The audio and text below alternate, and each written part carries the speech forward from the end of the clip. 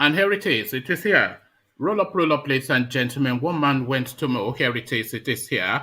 Here I am. Hope you're there. The session commences, and your company is required. That thing that we're doing that we do run about this time is being done exactly now. So if you are available, then spend the foreseeable. I make no promises how long the session is going to uh, last, but as you know, it goes long and it runs deep. So it goes long and it runs deep. The usual protocols. Click on the subscribe button if you not already haven't already. The like button as well as you're coming in. One man went to mow. The eagle has landed. National anthem. Mr. Albert Congo raises the flag of the new nation. And there you heard it. Nigeria, we hail thee, and indeed we hail thee. So Nigeria, we hail thee. As guys, I bring you this. Oil theft pushing Nigeria into bankruptcy. He's not an economist, but you don't have to be an economist to know this. All the evidence are there for everybody to see. They've just looted the country to the bone. Pastor Adeboye speaking, the leader of the Redeemed Christian Church of God. Oil theft pushing Nigeria into bankruptcy. A headline attributed to Pastor Adeboye. So he now speaking to the guy that came under the promise of ending corruption. And this is what that end to corruption means, Nigerian style or Buhari style. So there it is right there, the Aboki from Daura. God will punish Buhari if Nigeria does not return to the state he met it. Have we gone through this one? I wonder. Okay, God will punish Buhari if Nigeria is not returned to the state he met it with no banditry. Suspended Abuja Chief Imam Sheikh Khalib. So there he is. He's not at all coward. In fact, he's even more emboldened by his travails. He comes out fighting. God will punish Buhari if Nigeria isn't returned to state he met it with no banditry. A headline attributed to the suspended Abuja Chief Imam Sheikh Khalib. So from Sheikh Khalib, it's just condemnation all the way through, both home and abroad. Buhari used as example of a bad leader during lecture at Robert Gordon University in Scotland. So how not to do it now? The international template, Buhari now the example, but then of course, this is not news to anybody within the Nigerian space. So I'll play you a clip of it. I think I can download it, so I'll just do that and play you a clip of it in the course of the session. So it's quite short and to the point, but then it just speaks to the story that is not news. It's a no news essentially, because that is not anything that catches anybody in Nigeria off guard to tell us that Buhari is an example of a bad leader. But now he's been cited as such at international universities. So that is where we are now within the Nigerian state. The shame has left the house and is now public. The lunatic has escaped the confinements and is now in public display. An international example of how not to do it. Nigeria being the test case. So an international example of how not to do it. Abuja Chief Imam suspended for criticizing Buhari over Kaduna bombing breaks silence. So I wonder if this is a repetition of what we would have read previously, but we'll soon find out. Nigerians are demanding that their governors play the role of chief security officers in their state. Seyi Makinde, my own home governor, governor of Oyo State, said this. So essentially, give me weapons is the thing. Since you cannot protect my people, let me have weapons. Nigerians are demanding that their governor play the role of chief security officers in their state, a headline attributed to the Oyo State Governor, Seyi Makinde. So only God can dethrone Abuja Imam removed for criticizing Buhari speaks. So a lot of time to be spent with that Imam, but I wonder if those stories repeat somewhat. Buhari regime killing Nigerians and asking, are you dead now? So that is Sowore, of course, you can already tell from the tonality. So we are going through the whole garment of the Nigerian space, everything in play. So lean back, as I said, kick back, as I said, take it easy, as I always say. But before you do any of those things, click on the like button. Of course, click on the subscribe button as well. If you haven't done that, then take it easy and lean back, and let's come in via the care guides as we go into the fullness of it. But first, to the care guides. Only water, water, only water, where they see ma. Water, water, water, water, water, water, water, water, water, water, water. Only water, where they see ma. Hapa o naido. Hapa o naido. Hapa you don't come o.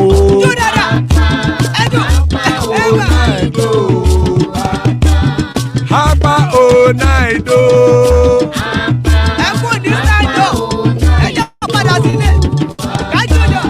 Oro keke keke elemuye o.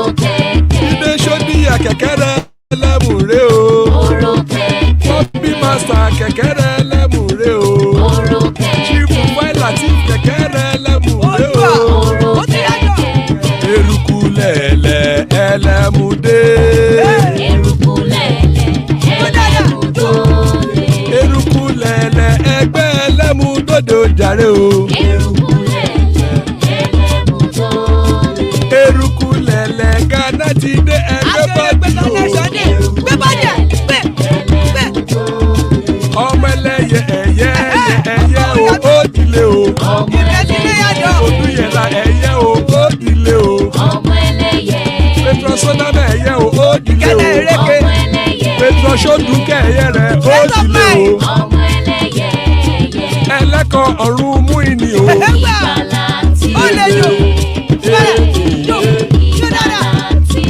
Àkùkọ ọ̀run mẹ́kọ̀.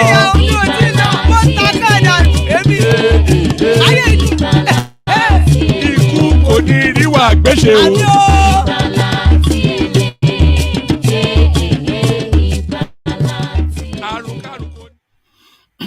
And there it is. Pardon me. Akuko Orun Meiko Igbala Tiele. So the care guides are Iku Koniriwa Gweshe. I've already explained and I explain again. May death have nothing to do with us. Is what that prayer is wishing upon your life. So amen to that all round. May death have nothing to do with us. Iku Koniriwa Gweshe, as guys, I bring you this.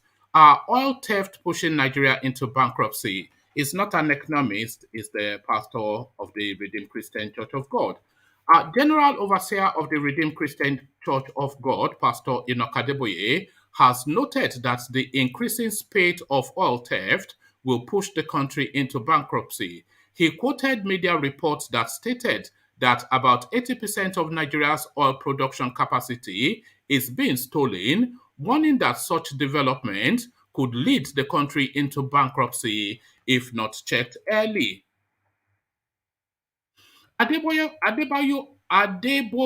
stated this whilst delivering a sermon during the monthly Thanksgiving service of the church on Sunday, where he spoke on other current national challenges. He said, "It is in the news and nobody has denied it that as of now, more than 80% of the oil we are producing is stolen. That leads me to several questions. Who is stealing the oil? Where is the money going? What do they want to do with the money? Who are the foreign nations buying this stolen oil? How many of these nations of the world are your friends? We are borrowing more, and according to a friend of mine, we are moving steadily towards a state of bankruptcy, a whole nation. That is why we are going to pray so that our children and children's children do not keep paying debt. We are still borrowing. We will ask God to expose those stealing our oil. We pray that God will have mercy on Nigeria." The charismatic leader also bemoaned the high rate of insecurity in some parts of the country, particularly in Kaduna State.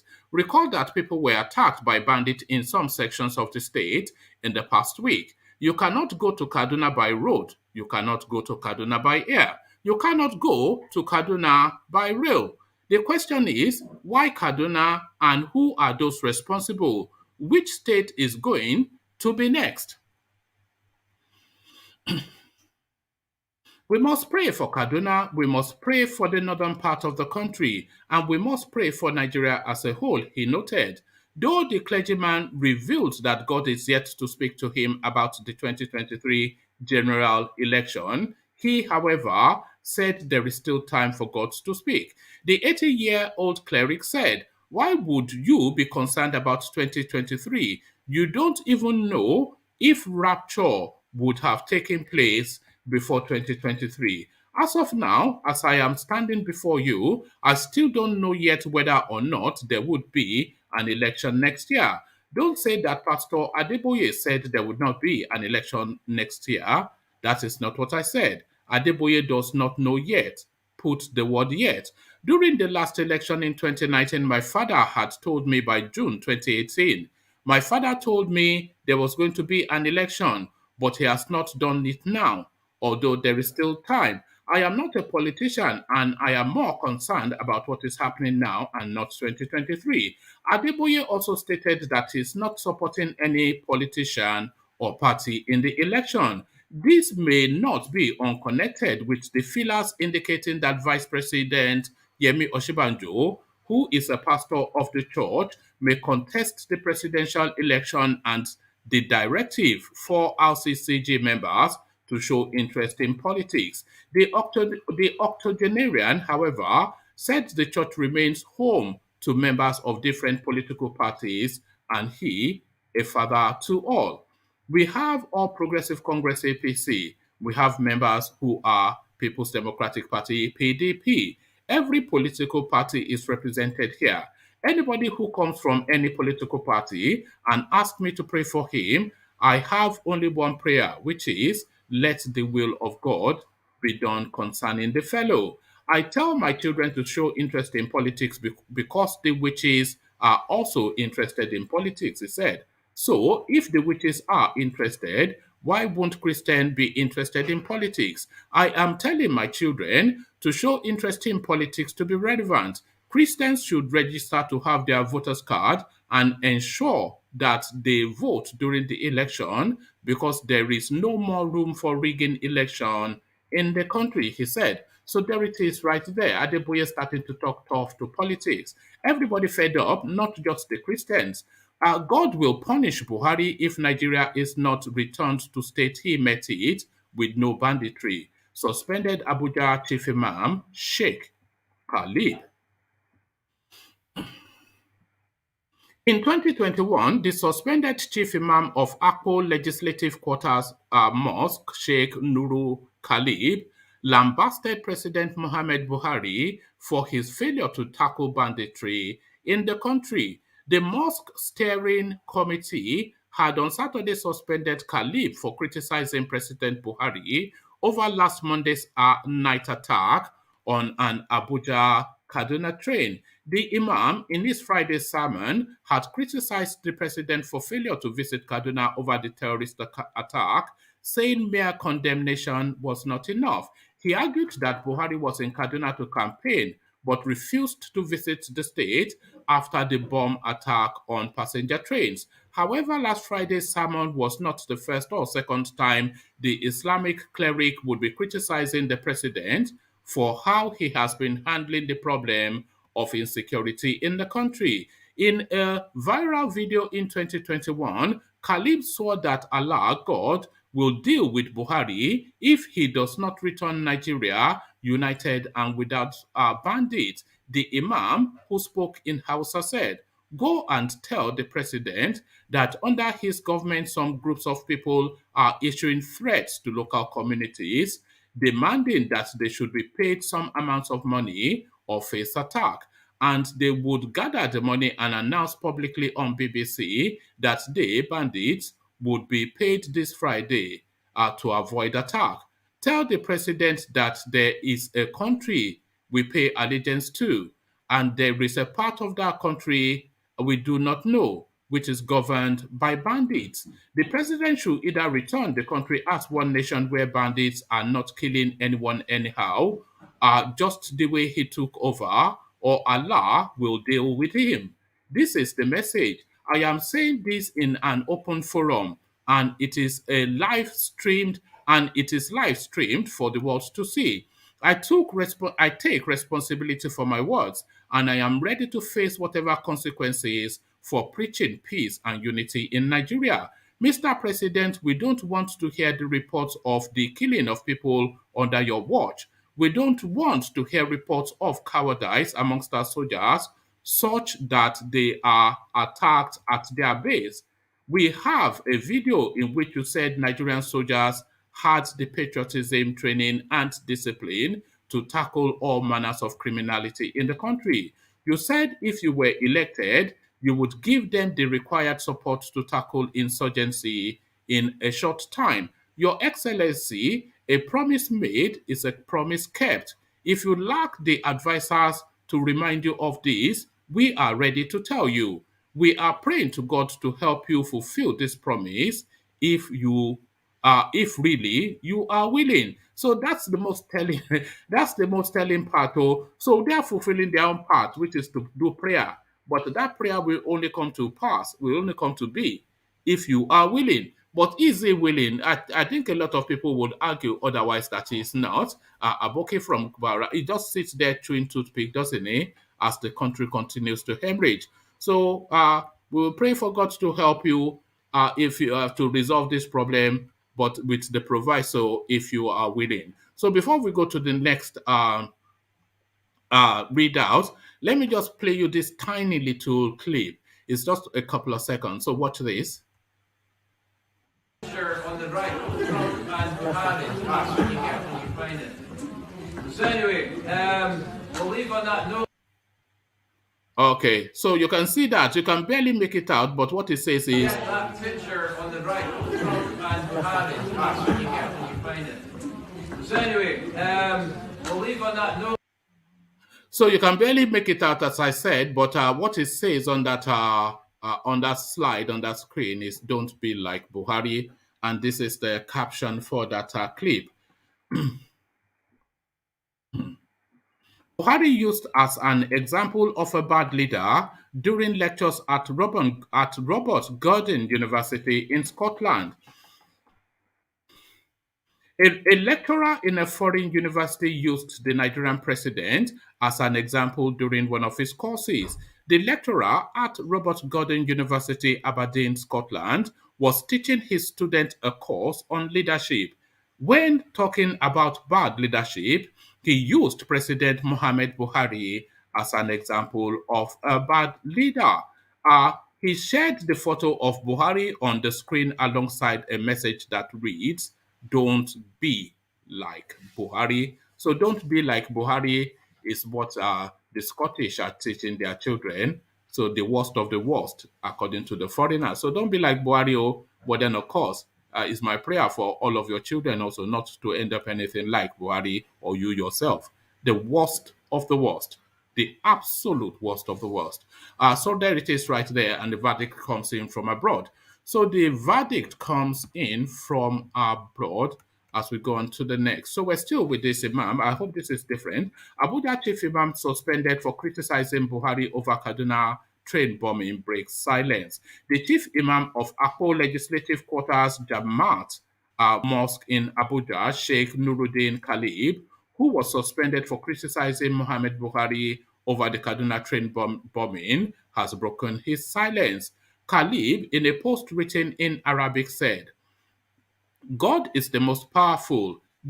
He gives enthronement and takes away power, dethronement, for whoever he wishes." The Imam said this a few hours after he was suspended as the chief Imam of the mosque by the committee in charge of the worship center. The mosque steering committee had suspended Khalib for criticizing President Mohamed Buhari over last Monday's attack on an Abuja Kaduna train. The Imam, in his Friday sermon, had criticized President Buhari for his failure to visit Kaduna over the terrorist attack, saying mere condemnation was not enough. He argued that the president was in Kaduna to campaign but refused to visit the state after the bomb attack on the passenger train. Everybody condemned the incident except the bandits. So condemnation is not enough. The president should visit the state to sympathize with the victims. The president has been to Kaduna for campaign but couldn't go to the state on a sympathy visit, the cleric had said. The chairman of the Mosque Steering Committee, Senator Dansudawu, on Saturday said the Islamic cleric had been suspended for inciting sermon. So I think we read this yesterday, so we leave it there. So he is somewhat defiant still. Nigerians are demanding that their governors play the role of chief security officers. In their state, Sheyi Makinde asking for weapons. Governor of Oyo State, Seyi Makinde, has again reiterated the clamor for governors to manage security in their respective states. Also urging the national and state assemblies to consider resource control and state policing in the ongoing efforts to amend the constitution in a keynote address at the conference of presiding officers of Nigeria legislature. Makinde added that legislators need to play. Let's take that entirely all over again. Governor of Oyo State, Seyi Makinde, has again reiterated the clamor for governors to manage securities in their respective states, also urging the national and state assemblies to consider resource controls and state policing in the ongoing efforts to amend the constitution in a keynote address at the conference of presiding officers of Nigeria legislature. Makinde added that legislators need to pay closer attention to the twin issues of resource control and state police, which are often ignored in constitutional amendments, he said. The various agitations that have rocked our nation over the years, including the more recent NSAS protest and the rise in banditry and terrorism, are all reasons for the legislatures to pay closer attention to some of the neglected conversations around constitutional amendment and reform. Yes, each new assembly embarks on constitutional amendment, but the major reforms that will finally address many of the concerns that Nigeria have regarding how our nation works are often ignored. These conversations have become like the elephant in the room. Everyone knows it is there, but no one wants to acknowledge it. But the thing about elephants is that they cannot be ignored for too long. They will move, and when they move, we will be forced to confront them. We don't have to wait to be forced to take action. Action that are taken under pressure and without due consultation often fail to accomplish desired objectives. And so, it is high time the twin issues of resource control and state police are subjected to robust debate at the legislature. I believe that any assembly that puts those two issues up for rigorous debate and give Nigerians a fair deal on all counts will go down in history as the best assembly ever. If you read the pulse of the nation, you will see that everybody is tired of the status quo and they are ready for new vista. Nigerians are demanding that their governors play the role of chiefs. Nigerians are demanding that their governors play the role of chief security officers in their state. They are asking that the governors be empowered to run the security architecture of their state. On resource control, Makinde said, there is an ongoing national conversation about equity and fairness. We have seen the press release figures that show that it is just a few states that are contributing to the value added tax which everyone is sharing. We have long talked about the states that are producing the oil that we are sharing proceeds from. Everyone has seen how some states do not even make an effort to raise their internally generated revenue because they are comfortable with receiving federal allocations from the works done by others. By now that by now that the receipts are dwindling, even those states are waking up to the conversation and asking if they can keep what they make. Uh, let me tell you, but now that the receipts are dwindling, and even those states are waking up to the conversation and asking if they can keep what they make. Can there be a better time to discuss resource control constitutionally amendment as a must? Sorry, that didn't quite read as it should. So let me take that whole paragraph again. There's an ongoing national conversation about equity and fairness. We have seen the press release figures that shows that it is just a few states that are contributing to the value added tax, which everyone is sharing. We have long talked about the states that are producing the oil that we are sharing proceeds from.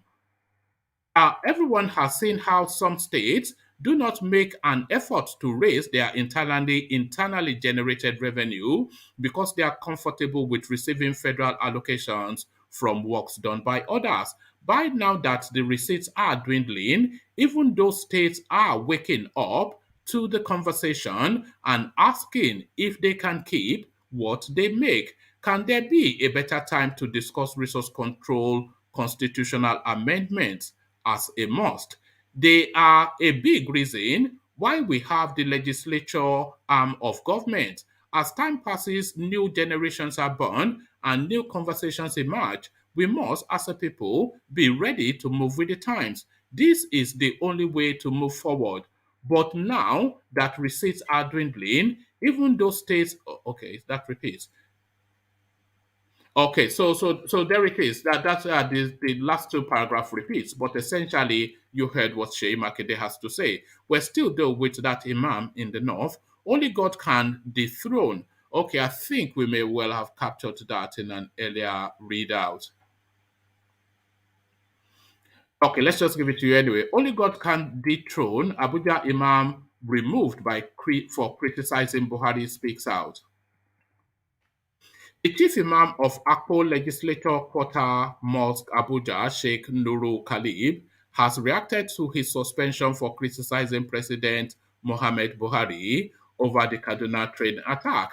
Khalib made headlines after he hit the government over its poor handling of the nation's rising insecurity and killings in the country. He advised Nigerians to boycott elections if the government can't protect their lives. Nigerian masses should resort to only one term, which protects our lives. We will come out to vote, let us be killed. We will not come out to vote, since it is only election that you people know. Shortly after, the mosque committee suspended the imam. Uh, Shortly after the mosque committee suspended the imam, chairman of the committee, Senator Dan Sadau, stated that Khalif's message was inciting and caused public outrage. Defending the action, Senator Dan Sadau, chairman of the committee, accused Sheikh Khalib of inciting public outrage. Reacting to the development on Sunday, Sheikh Khalib said, God is the most powerful. He gives enthronement and takes away power, dethronement from whoever he wishes. O God, the master of sovereignty, you give sovereignty to whom you please and seize sovereignty from whom you please. You honor whom you please and you abase whom you please. All good is in your hands. Indeed, you have power over all things. So that is his response in a fuller diet. So that's his response in a fuller diet, still within that theme, but taking it now to the poser. Buhari regime killing Nigerians and asking, are you dead now, Sowore? Human rights activist Omoyele Sowore has accused the Mohamed Buhari-led government of killing Nigerians, yet asking maybe they are dead. Sowore, a presidential aspirant on the platform of the African Action Congress AAC, disclosed this whilst reacting to the tragic death of Chinelo Megafu. So Chinelo, the doctor, Chinelo was amongst the passengers shot dead by terrorists as they traveled from Abuja to Kaduna on board an ill-fated commercial train on Monday. She tweeted at about 9:43 p.m. on Monday when the news about the attacked train surfaced, notifying her followers that she had been shot on the train and asking for prayers. I am on the train. I have been shot. Please pray for me, she tweeted. Whilst some Twitter users were empathizing with the deceased, some members of the Buhari Media Center hurled vile comments at her, implying she was lying. Are you dead now? One said, asking mockingly. Another one, you are short. Your shot is not serious. Otherwise, you would not be asking us to call army. Otherwise, you'll be asking us rather to call army, not pray for you. Another one mocks, says, you are short and you can tweet. Please help us with the picture of your gunshot wounds. He went further to ask if she was traveling to Biafra through Kaduna. Reacting, Showore said, one of the most despicable things that happened during the bombing and raiding of Kaduna-bound train last week was the response to a medical doctor in distress, Dr. Chinelo Megafum. After she was shot on the train, she sent out a tweet stating that she had been shot on the train and asked for prayers. But a group of mean-spirited members of the infamous Buhari Media Center trolled her consistently until she fell silent. One of them, named Abolore, tweeted, "Are you dead now?" The answer is yes. Dr. Chinelo died in agony, whilst Abelero and other trolls mocked her and went to sleep afterwards. Several of those on the train, including two labor leaders of the Trade Union Congress, were also killed in the attack, and several other persons were kidnapped and are still in captivity. These Twitter trolls are a reflection of the wicked, insensitive, and meanness of the Mohamed Buhari regime. Since coming on board as Nigeria's president in 2015, the Buhari regime and its officials have been asking Nigerians after shooting, stabbing, and impoverishing Nigerians the same question over and over again. Are you dead now? Um, when the regime massacred Shiites in Zaria, it turned around and asked the Shiites, "Are you dead now?" When they turned their guns blazing on IPOB members in Nigeria's southeast, they asked the question, "Are you dead now?" When the Buhari regime killed peaceful NSAS protesters at Lekki Toll Gate, the regime and its progenitors of hate turned around and mocked the dead and wounded. Are you dead now? They asked. The regime went further and asked, if you are dead, show us your dead bodies. When they visited the home of Sunday Igboho, the renowned Yoruba agitator, in the dead of night, ransacked his compound and killed innocent civilians, they turned around and asked, are you dead now? They treated Nigerians with the same disdain by inflicting hunger, starvation, abandoning them to their fate during the COVID pandemic.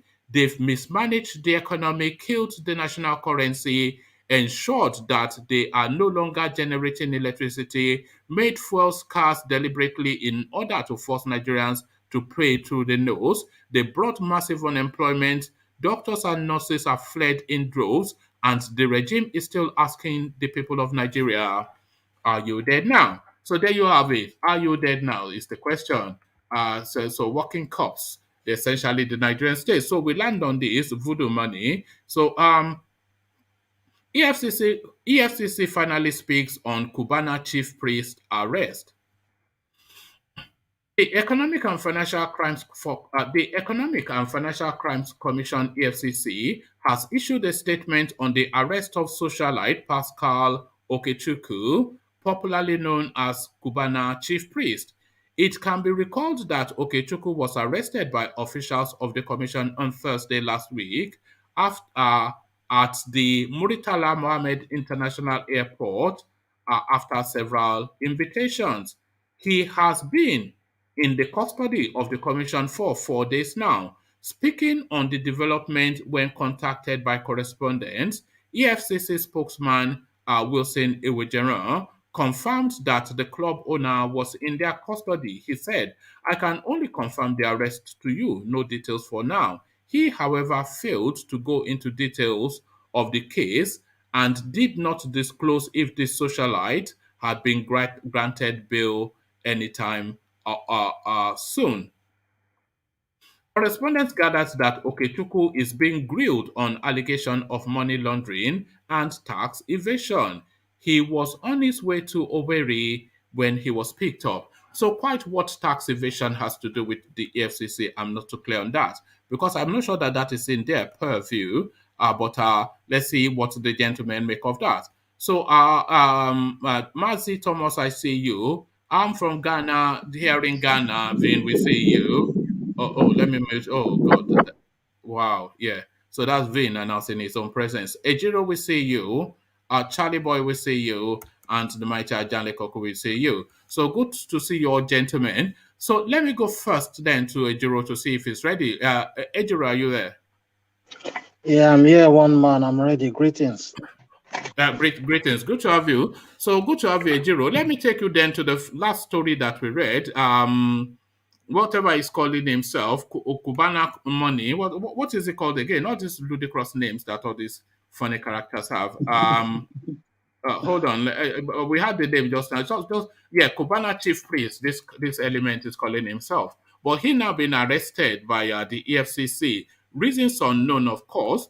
They are saying money laundering, which is a EFCC matter, but tax evasion is not a EFCC matter.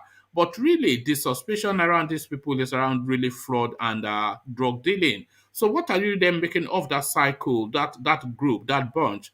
Kubi Kubana, Chief High Priest, E-Money, and all of these elements that are suddenly surfacing into societal space? One man, you see, EFCC have this history of arresting these persons, you know. The other day, they arrested, what was it called again? The big man. Forgotten his name now. Kobe Kobana. Yeah. Kobe Kobana, yes. Obi Kubana. Yeah. What EFCC usually do when they arrest these persons, most time they don't have concrete evidence, you know, and when they get to court, 99.9% they always lose the case. Because when you arraign somebody in court, you must have done your investigation properly to make sure the person you are bringing to court, you can name that person with all the evidence. Because the court is not the one that is going to bring out the evidence. The court don't do that. It's you, the prosecutor, that will bring out the evidence to present before the judge. So the judge is going to work with all those things that is before them, you know. So most times when they just go to court, do you not find these elements somewhat dubious? All this new money, sudden money, you know, this voodoo money that is coming out, especially from the East. Could be Cubana, money, you know, because the way they treat money, it's not the way that earned money is treated. Nobody has earned money treats it the way these people do they? Of course, I do. I do find their source of wealth dubious because at least when you say somebody is super rich, you should be able to trace his wealth, you know, to some extent, you know, be able to like figure out how that person built up over years, build up his income and became a top dog, you know. But in Nigerian space, they would somebody like E-Money. Now let me take a go at E-Money. The other day I was asking one of my friend, an Igbo guy, good guy, is a good friend of mine. You know, I was asking this E-Money guy, what's up with him? You see Mopo carrying umbrellas for him, carrying a handbag for the wife, you know. I said, what's up with this guy? He said, well, E-Money is very rich. Apparently, he got his money through oil and gas. You know, most times they hide under the cover of oil and gas, you know. So, you know, there are two spaces. They either hide under oil and gas or they hide under Bitcoin. This is what they are doing. But it's voodoo money, really, isn't it? Yeah.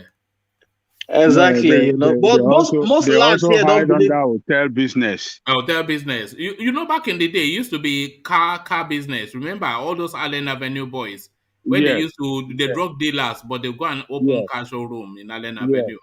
yes. But now hotel everywhere. But one man, funny enough, most of the lads that come to your platform, most of them don't believe in voodoo. The other day, OVA was saying if there's voodoo money, him himself will go and do one. That somebody should show him the Babala. But you know here when was it Thomas that was telling us an example of a shop in Ibadan that the customer went in to change to try the clothes on, and they had dug a pit and that one fell into a hole and they covered him up, ready to go and use him for Thomas will tell you now. He told us once, so don't worry, voodoo money exists. Yes, No, of course it does confirm exist. one man. I believe it does exist. Yeah. They are black magic now. Of course, we know that. So people use these things, So well, we see what happens because EFCC have pile up of cases, and it seems like they are losing it all. Recently they lose another case, another big case. So they just keep losing and lose. One would have thought. Do you know Mofa? Yeah, Mofa, yes. They arrested him, they released him. They arrested him, they released him. So I don't know what they are arresting these people for. As you rightly said, maybe they don't even have evidence to nail these people. They arrested Mofa. Yeah. No, they release them on bail. What they do is they arrest them, they collect money off them, and then they let them go. That's it. Exactly. They take their share. It's interesting. Nigeria. The more you look, the less you see. That is the. Who is that person that they arrested and released him after paying? It's Kubi Kubana. It's Obi Kubana. They arrested Obi Kubana too. There's a news. Voodoo money. Listen, there's a news of I think 2 days or 1 day ago that there's a guy that was arrested for 13. Oh yeah, that's recent video. I've forgotten his name now. It's some guy from the north. I don't know. Is it Mustafa or something? I'm not sure. Yeah. Something. Yeah, some guy be from the north. Yes. You know these guys have not come to joke. The amount of money that these guys are. The amount of money that these guys are transacting in, they are generational wealth now. Before they caught up with Hush Puppy, he was already $500 million deep, $500 million. These guys have not come to joke, Ejiro. Hold on. Let's hear from Ejiro. Sorry, yeah.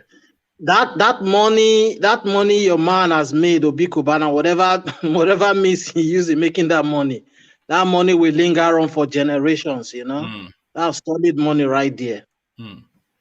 It's unbelievable. But we cannot say what we don't know. Let's not assume that everybody is doing something illegal. Well, nobody knew. Nobody knew Kobe. Hold on, we can extrapolate and project. Nobody knew Kobe Kobana just 2 years ago. Nobody knew he existed. That's true. Yes. And suddenly he's the richest boy in Lagos now. Nowhere. Nobody knew Kubana, or nobody knew the Kubana group because I've known that one for many years. Which one is Kubana group? Group of what? What are you talking about? It's a business. The man have hotels everywhere. The man has hotels for long. He has nightclubs. He has He just came on the scene in the space of how many years? In the space of how many years, he became a billionaire. He made himself public billions figure like some 2 years ago. That's when I can accept, but not like his business started 2 years ago. What are we talking now? Are you saying the business started 2 years ago? CBD is making a good point. The man has been doing business. Do you know how many hotels he have in Imo State and across the entire East? Short time, Port Harcourt. The same thing you accuse us of. That's what you are saying now. You say we should not assume. You say if you are assuming now. That's what you are doing now. That he has hotels. I don't get you. No. You said he's been making money, but 2 years ago. That how did you say it again? I don't want to quote you wrong. If you say he made himself, he became a public figure, like a a social media person 2 years ago, that one I can agree. But not to say that his business started 2 years ago. Does it make any sense to you, someone that have been in the nightclub business and the hotel, hospitality and hotel whatever business for many years? I don't know why everybody's system is. So there's just some heavy crackling in the background. Just heavy. Yeah. It's not me. It's not me. No. It's not you. I think it's from Vin. Can I say something? No, it's Jake. It's Jake. No, it's not Jake. It okay now? Can you hear me? Ghana people on the network. Are you out and about? It looks as though you are out. I am on top. I am on top. Okay, on the roof or something. Okay. I'm on a hilly pad. So all right. Okay. Sorry about that. Sorry about that. No. That's fine. It's a feat that we can. Oh, it's so heavy. Yeah, put yourself. It's so heavy. You. So heavy. Let me. I have to calm down a little. All right. Let me move to Can I say something? Yeah, go on, Jake. Yeah, that's better. Yeah, go on, Charles. Yeah. Yeah. I think what CBD can make a good point. I think but I know every time all the EFCC, all the people got the West, I think needs to watch all the people to try to make it fair. In my opinion. Why is that? Why is what man? You said all the time they're arresting Igbo guys. Why is that? because the North know the court, but are they arresting them for being choir boys and helping old people cross the road? They're revenging for Abba Kyari. What are they arresting them for? No, I think the reason why the West they know evil people have money. That's the West in them.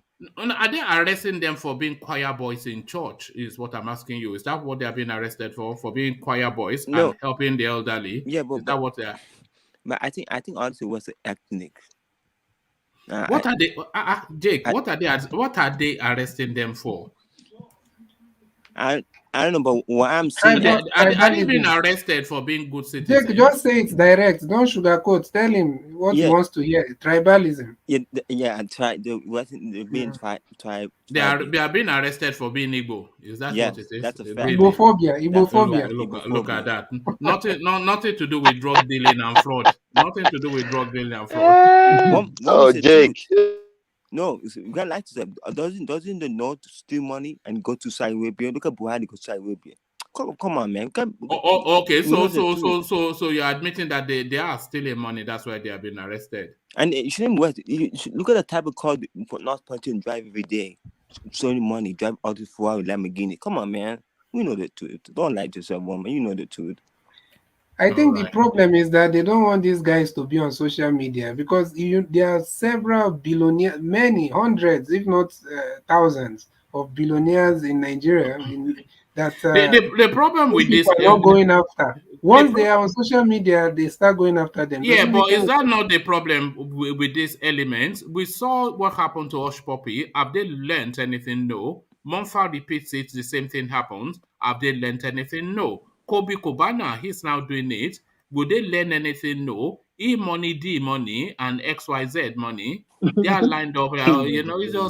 It's just a ridiculousness, isn't it? You know you are a criminal and you're advertising yourself. It means I'm saying these guys are not doing their work properly. If they are using social media as their only means of going after these guys, go bring to us people that we've not had their name once in. No, they arrest and parade people. They arrest and parade people all the time now. Just go on any. No, they are arresting Yahoo boys. Yes. So, but they are Yahoo boys too now. What is Kobe Kobana? Is a Yahoo boy? No, we need the billionaires, the serious guys. Many of them. Do we know what they are doing? Why is it that they are giving us the ones that we can say, oh yes, they are working? They should give us people with. Are you saying it's only those 5 or 6 guys that are the billionaires in Nigeria? No. In CBD, they arrest people all the time and they parade them after arrest all the time, and they make them hold up a placard with their name, their offense, and the agency that is arresting them. Billionaires, they don't arrest. They don't declare their bank account. But they are arresting these small boys doing Yahoo. Is that what you're talking about? You see, here's the problem. Why don't half of the party in Nigeria or Yahoo? That's a fact. Well, All no, the politicians and that's that. a different narrative, isn't it? Yeah, but see, they should watch them too to make it fair. Because now you shouldn't blame the young ones. You shouldn't blame them for doing it. It's no job. Don't blame them for being drug dealers and fraudsters. Because Yeah. there's no job in Nigeria. We shouldn't blame them. You be a drug dealer and a fraudster. Nah. Jake, what are you saying? What are you saying? What are you saying? So they should be drug dealers. So they should not go after them. Thomas, really? You see, you know, Where are the drug dealers? That's what we're asking. Forget about these Yahoo boys that with their dreads and all that. Of course, they should arrest those ones. You know, I don't support any form of crime. But what I'm saying is that they should do their work and stop trying to be social media law enforcement agency, looking for popularity and going after so-called celebrities. They should do their work, go after. But Ejiro, it's the same you guys. If they don't parade these guys, the same we will complain that they are not parading them. So they are parading them now. We are picking crime against them. You don't hear what I'm saying. I'm saying what they are doing is good. They should parade them, parade all of them, and stop giving us popular celebrity. If you hear that, okay, if they go after someone like Cubana Chief Priest, everybody knows, EFCC. So they are using it to just score popularity and publicity points for themselves. That's what I'm saying. They should go after both the popular ones, the ones on social media, and the ones that are not on social media. Is it only those 5 guys that are doing business in Nigeria? What's it called? Hush Puppy, Mofa, and CBD, do you not? What is your position on this Copacabana guy? What's your position? Are you approving of this element? Why should I accuse him of something that he has not been accused of? Well, if he went to accused by the authorities. He has accused of what? See, they've cleared him. If not, why will he be free? They've cleared him. He's on bail. We have a the case is still pending in CBD. They've not cleared him. We have a legal system. Let the law take its course. So when somebody has been found guilty, then I can come here and tell you that yes. But I'm not going to stay here and start assuming that people are doing bad business. Yeah, Mike is a good example. Do you know? Mike is a good example of what I'm saying. Black people live in poor areas because they've been deprived for 100 years. That's what black people do crime. They didn't do crime for a reason because the government put them there. That's what I'm saying. You get what I'm saying? So is the government's fault that these guys are fraudsters? That's what I'm saying. Let's happen in America too. Black area. You're on a different level. You're a good example. No, I'm not like you're a good example. Black people will segregate for a reason in America. That's why they're doing crimes now in America. It's the environment the government put them in. The environment matters. I keep saying this. Knowledge is the key. All right, thank you, Charles. So back to Ejiro. Round off your thoughts on that Copacabana, and then before I round up. Sorry, before you say that, you see, the only thing I'm trying to say is that if these guys, if we keep on going this way of going after only, I'm not saying they should not go after them, but going after only the guys that are in the public space that people know their names, then the only thing that they will succeed in doing is to make every other person to stay off social media. With that way, have they stopped the crime and the criminality in the country? So if all these people are not on social media, they will not have any other person to arrest. So they should do their job from the ground, from the grassroots, to all levels. That's what I mean. All right. CBD. Yeah.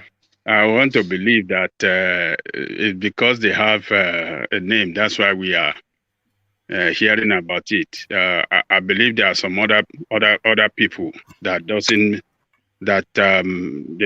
don't make the name in the social media that will have been arrested as well. But they should parade them so we can be sure. They should parade you can't have all the names. You can't have all the names. Them, they will not come to your attention now if you don't know them already. They'll just be another criminal caught now.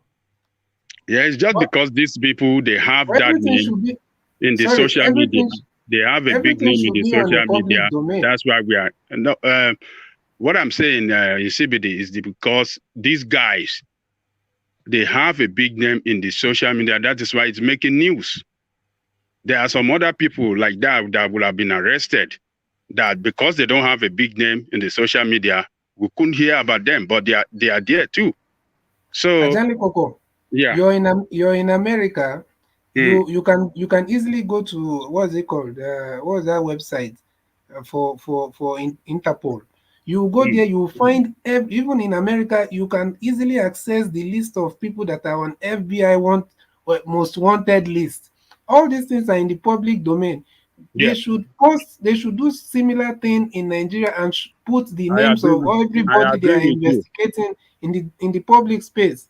Not to be showing us one by one. But unfortunately, our system is not as robust as that. Nigeria has a very very poor and funny system, you know. You know, Nigeria, they run this kind of closed system where not transparent, you can't know everything. There are some arrests they will make, they will settle them behind the scene, it won't even come out on the news. So it's just, I mean, just like that. All right, back to you, Ejiro. One man, I want to flip the coin. Let me play a devil advocate here. Nobody should take any goal on me, please. It's just we're just trying to brainstorm our head here. We have two lads. One of these lads, one of the other guy does voodoo money, and the other one is so cross, so angry that these Oyibo people came years ago. They stole from us, stole our parents, stole a lot of things, and now they see it as a payback time. Now they've gone into Yahoo, you know, because most Yahoo boy, when you hear them talk, they will tell you it's payback time. So the one that is doing voodoo money and the one that is doing Yahoo, these two evil, which one do you think is in the eyes of in our current eyes? We will say, okay, this one at least should be given a chance. Well, you are saying the lesser of two evils, and obviously yes. the fraudster that is just using his wit to outwit a greedy person, then you can say 50-50, Olegba, because usually this 409 scam, they will tell you that they are trying to get some heavy amount of money out of the Nigerian state that is corruptly gotten, but they need to pay some tax, something. That's usually the storyline, and then some greedy fool who thinks he's about to chance some dumb African, then gets played. So that one, you know, no victor, no vanquish, you know, fight it all out. But the voodoo money is a different thing, isn't it? When they say go and bring the left finger of a virgin, or that one, that's just nasty, isn't it? Exactly. My thought as well. Anyway, next topic. I think Vin wanted to say something. One man, I don't know. No, I think we lost Vin, and you that No, heavy. I'm here. Okay, so that heavy whooshing, you know, yeah, but that's gone now. I descended. I was on top. I have a very high value here in front of my farm. That's where I was. So it was heavy there. Look at that. Enjoyment galore. You know, bro. Me, I am a farmer. Yeah, So, don't give us I am a farmer. Yeah, richer than Kobana. I am a farmer. I am not. I don't do Obi Kubana. Abika, they run go on top of the roof for Ghana. What did they go do for on top of the roof? Eh? No, it's not on top of the roof. It's I have a place. It's a platform. If any cow that we want to sell, then they will match the cows onto that platform straight to the truck that will convert them to wherever we want them to go. So that's where I was. So are you selling this time of the night? Oh no! I'm just around the area with the people that are working there. Having some chit chat before I saw the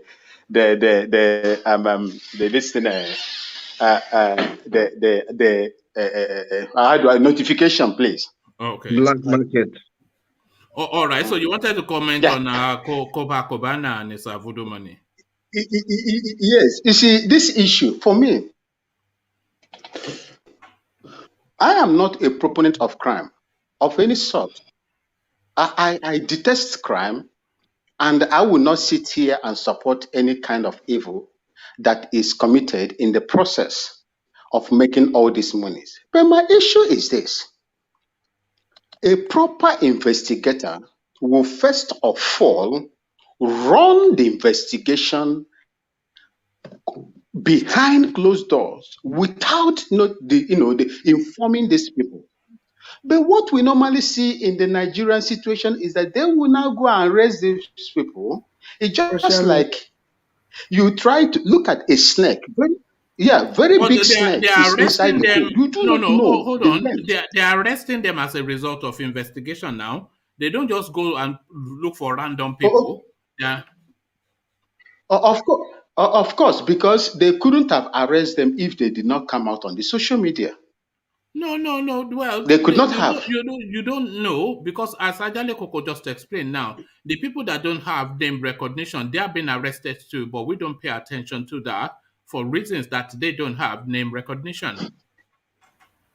And we don't have a proof Okay, of you see, that. the fact, you see, I have not seen, apart from the likes of this, go on. apart from the likes of this E-Money, Obi Kubana, Chief Priest, Hush Puppy, Mofa, and these are the ones that have, that have brought themselves out on the, in the social media, and people are harvesting on them right now. Let me tell you, a proper investigator will investigate. They will not arrest you and release you. The evidence that they have on bail. They release them on bail now. You see, okay, when they have they sent them to court? They have not sent them to court. Yeah, but they and can't it is hold them. they are going there. Once they hear them, hold on, Vin. What you're saying is inaccurate, and you are a security person. They cannot hold them in perpetuity. They arrest them and then release them on bail pending court appearance. Pending court, how long does it take you to sue? You investigated somebody. See, you don't supposed to hold someone, beyond 48 hours. But we've seen it happening in You are India. complaining. That's you number are one. Complaining that, oh God, I don't know what your problem is. Hold on, bro. That's number one. And when you arrest them, it's assumed that you've run the investigation. Then you arrest them. Okay. When they arrested Kopa Kobana, they didn't hold him for more than 2 days. Okay, yes. That's one of them. That would be good. But my problem is that why keeping Obi Kubana on this bail, situation without sending him to court? We are even talking about Kubana chief priest. No, they've arrested Obi Kubana before. They are all the release same him now. on bail. No, Obi Kubana at least is not. That was then. Now I thought we were talking of something that just happened. You see, that is the reason why. You see, that's the reason why I'm saying, why are they? They've arrested them, done investigation on them, arrested them, and released them on bail. Why is it taking forever for them to prosecute them if they have any tangible, evidence against them that can nail them? Or case, if they have any case. That is why I'm saying, why are they enjoying the bail? What I want to see the EFCC doing if they have a good case is immediately they release them on bail. They will not enjoy that bail. The law guarantees them to send them to court immediately for upward prosecution. Yeah, but Vin, the Nigerian judiciary system is notoriously slow to move. Everybody knows that. I'm sure you know that too. I know, but we will not continue. Matters penned in Nigerian courts for of course we can. You see, for this, one man, you're right. One man, you're right. But we cannot continue to make excuses for these people. That is why we are here. Here in Ghana. Here in Ghana, they lock them up immediately. There in Ghana. You see, we cannot continue to make excuses for these people because look, let me say, here in Ghana, they arrest you, Once they arrest you and they will do the whole thing for you there, then you cannot stay there for more than 48 hours. If you are going to stay there for more than 48 hours, you must be fed, and the police has no option than to release that person. And once they release you and they have any case against you, very strong case with strong evidence, you are going to court in the next 3 days. The prosecuting department will not allow you to rest. Take for instance, the time when they do the tiger eye, I think you people can go and browse it. The tiger eye, that is the churches that were investigated over here. Immediately they were arrested. They run that investigation and it was reviewed and handed over to the executive. The executive now pushed it to the department, police, and they were prosecuted. Well, that's Ghana, but we don't know about Ghana. But what usually happens is they will arrest you and then they will interrogate you, of course, which is some of the things that they do during that arrest. And then they will set conditions for your bail. And as soon as you have perfected your bail conditions, they will then release you to those conditions of bail. So that's what happened to Copacabana, and that is what will happen to this e-money or something or the other. So I don't see at the end of it, at the end of it, nothing will come out of it. Nothing will come out of it. No, it will not send any of them. They won't send any. They've collected their own share. They will not send any of them to court. Mark what I'm going to tell you today. Unless maybe an international body. You don't know that. They presented Monfa in court. They presented Monfa in court. What of this man that? Okay, which means they had strong evidence against him. This man that they released the other day, that they accused him of $13 million, and that he has been. Is that Invectus Obi? Another one? No. This one is the Mustafa something. Is the from North. That one is from the North. Oh, okay. How come they are the former NNPC director or something like that? I think CBD. You know why they released that guy? Let me quickly say this to you. See what happened. One at a time, though. One at a time. Yeah, go on. Yeah. When did they go to court, and when did they do all of that? That all of a sudden arrested, all of a sudden is acquitted of all charges. I don't. Well, okay. Were you following the case to know what happened? Were you following it? I'm asking when. But only a court can acquit of charges. I followed when they arrested him, and the next thing I heard, the case has been lingering since last year. Yeah, I know when they arrested him since last year. Huh? Since 2021, that was last year, yes. That was last year. Court? Yeah. They went to court. Yeah, only that's what I was trying to say. He did. He went to court. Yes, of course. They acquitted him and discharged him, and the court gave a judgment that EFCC should release the money. Is the money they caught in his house and everything, because EFCC couldn't prevent their case convincingly. So why do they? That's what Evin is saying, and I'm also saying, how do they just go after these people without? Can that guy even sue them for what is it called? Is it damage? He can sue them. He can sue them for false allegation and detention. You can't, because there are several reasons why you can be acquitted, which may not necessarily be for reasons of you being innocent.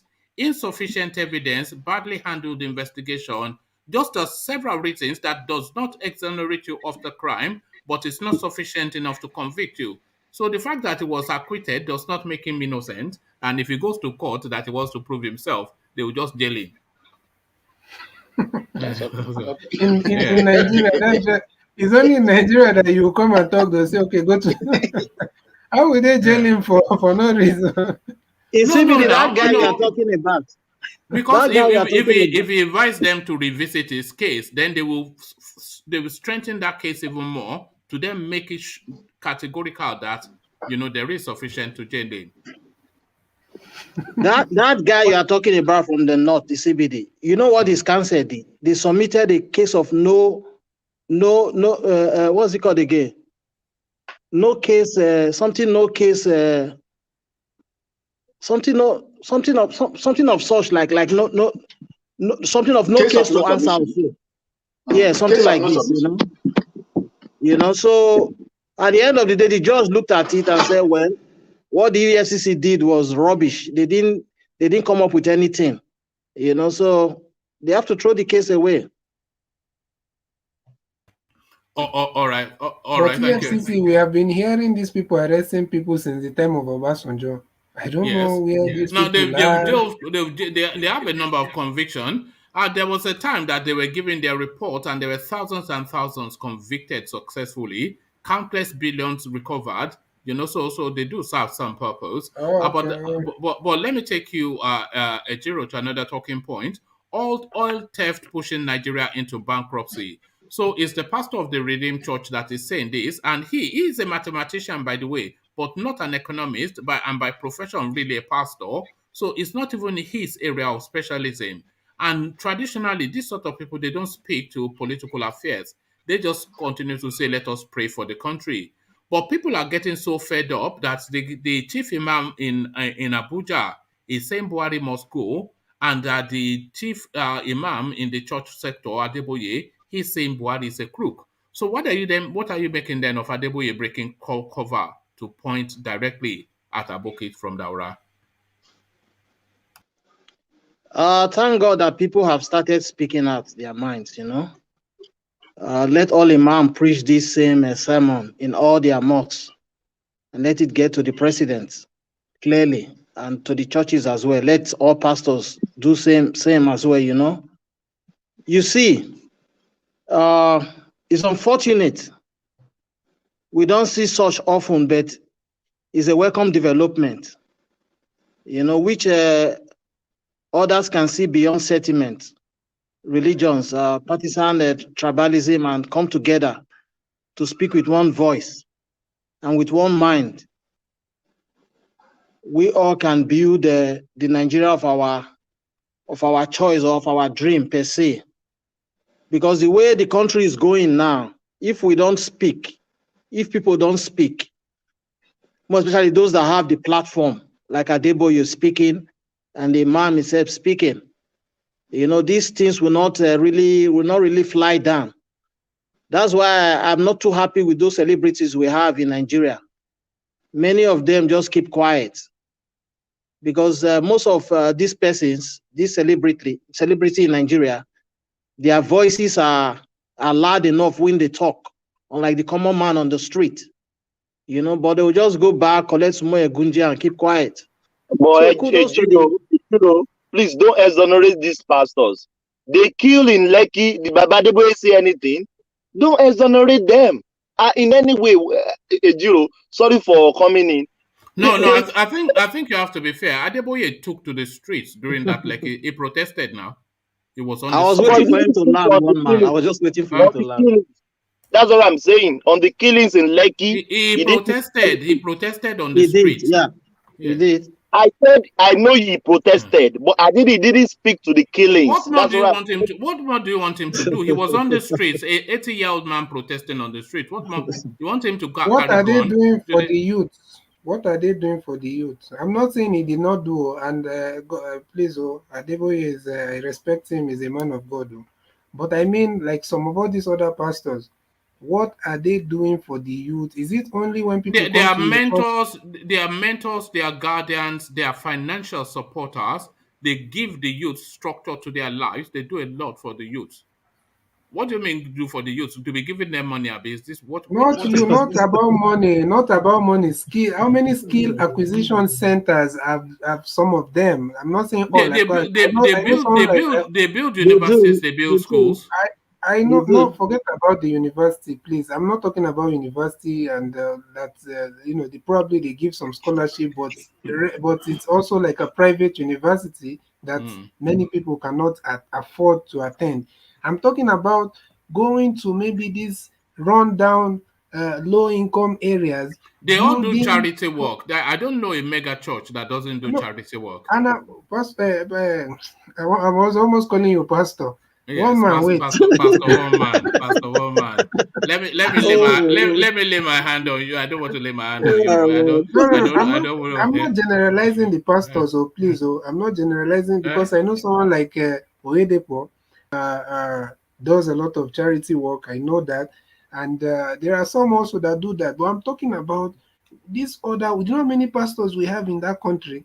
Yeah. If all these people, or in fact, if maybe like 70% of the pastors we have in Nigeria starts going to all these neighborhoods and setting up all these skill acquisition centers and also opening small businesses No, they all as have much as much as they can. No, they are not businessmen now. That's not their space. They are not government.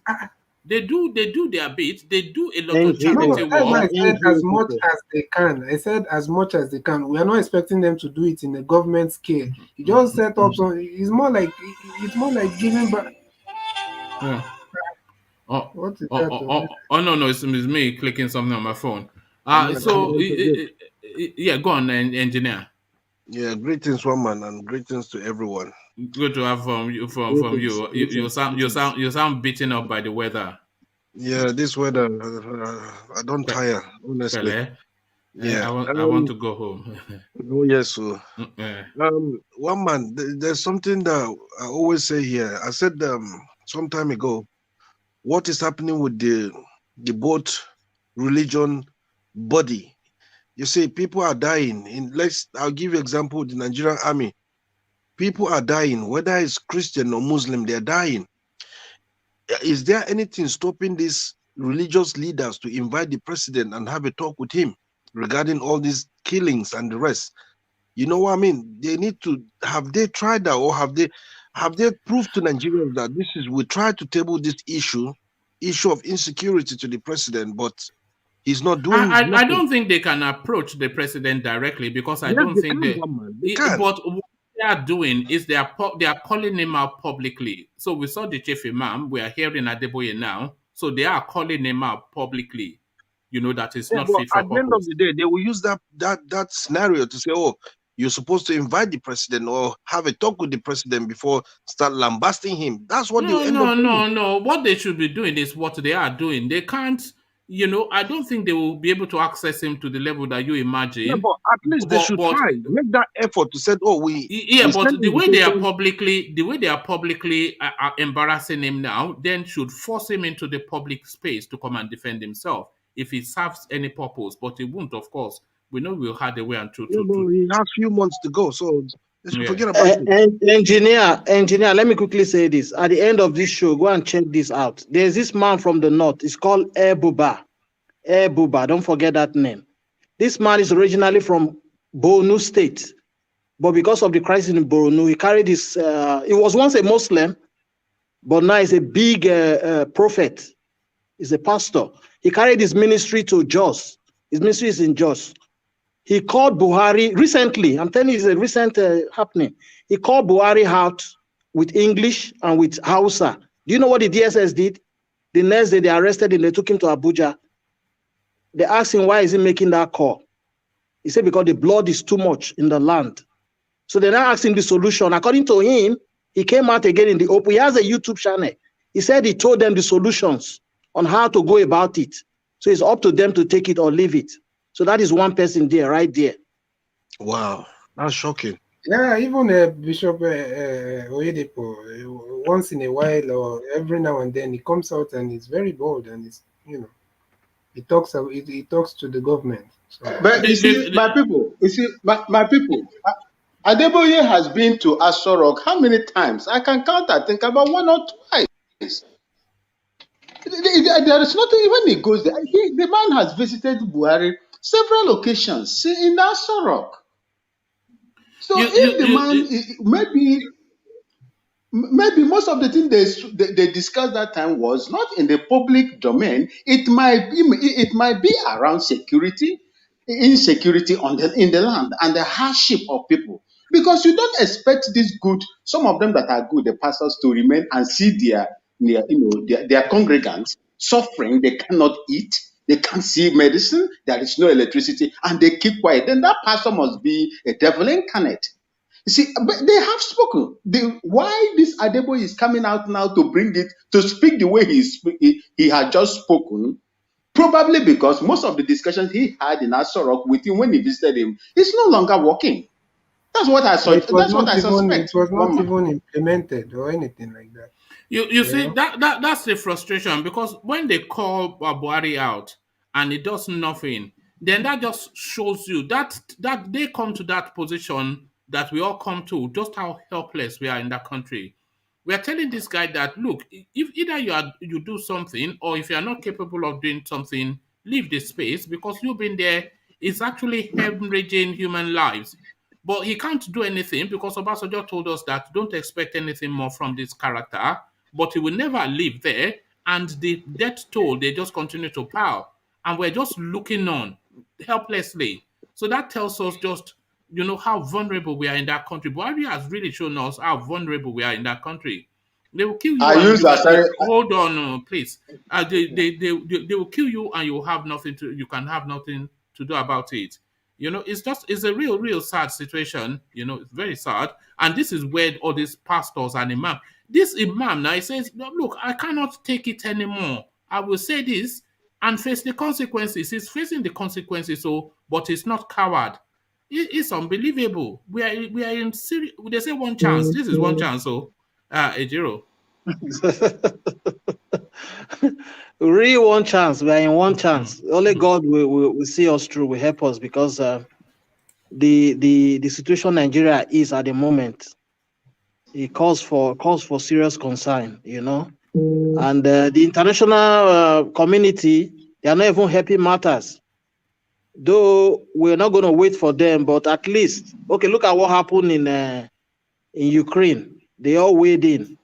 Are they waiting for Nigeria to turn to Ukraine first before they can? It's all about interest, because even that same Ukraine, how many people even know about anything that was happening in Donbas region before this whole Russian invasion?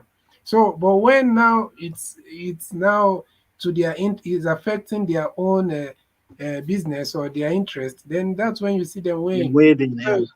Yeah, that's the only time they weigh in or they come in when it's affecting their interest.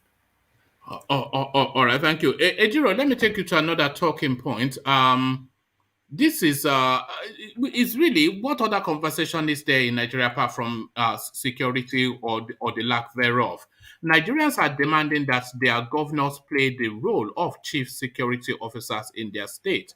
It's Seyi Makinde speaking to that, and that headline is very loaded. So if Nigerians are demanding that their governors play the role of chief security officers, and the governors are willing to play the role of chief security officers, the only thing missing then is that capacity to be able to play that role.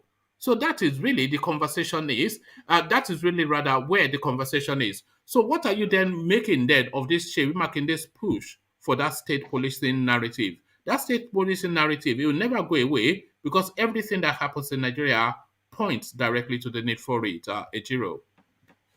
Yeah, one man. I would say God bless. Is your governor now one man or your state, isn't it? Yes. Once in a while, he has a good idea. It's a dumbass most instances. God bless Governor Seyi Makinde. This is how we know a lover of citizens, unlike the animals governing other states. So God bless him. This is an exhibition of good leadership. Like Abia State. What's his name again? Pesu, what you call him? What's that name again? What's the Okeze Ikpazu. Another dumb. Him and the hopeless one man good friend, hopeless in Imo State. So anyway, just for the laugh, Makinde did a good thing that I think if Makinde really if let's take politics aside now, though he has his ups and downs, he has his days as well. But for this one, he's right. He's right, because the way it is now, across the whole country, people are a bit disarmed. Like, everyone is. They took off the guns, took off the light weapons, and so on. And these Fulani, whatever marauders, they have sophisticated weapons going around. So we should find a way around it. People should be safe. People should safeguard themselves. Sorry. I think I missed that point. Well, Sorry, my brother. What did he do? What did Makinde did? What has he done No, for? I think I didn't one hear. man. I didn't get that part. Okay, one man was reading. He was reading. I don't know if you were around when he read the all the captions. You know, For he no, I talks mean. about. Okay, now let me break it. He talks about as a governor, you are the chief security officer of the state. You know, like weapons, like asking for citizens to acquire weapons legally to protect, to defend themselves. You know, so Oh, which that is a was good. what Remember he. the license. The license Yeah, they yeah. withdraw the license from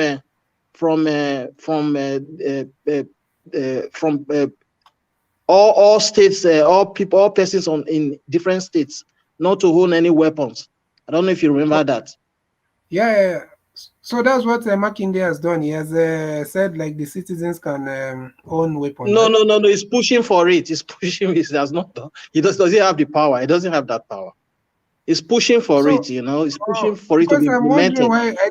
I think we are just praising Makinde because of one man, because he's the governor of the CBD, state. where are you taking this conversation to now? You don't even understand. Just let Ejiro speak. You know, No, otherwise I this is was going. asking.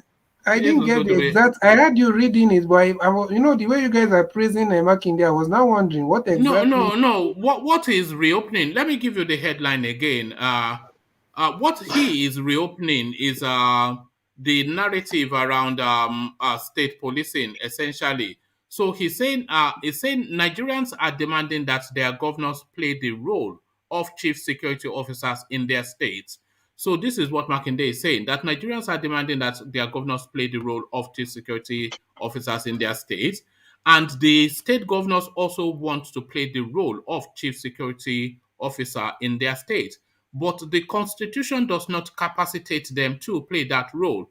And the consequences of them not being able to play that role is what is being paid in body bags. So that's what Ejiro was speaking on. So That is what allow Ejiro is praising him. Oh my let, God! let Ejiro carry on because you That, were Because not this is really. what all CBD, governors have been saying.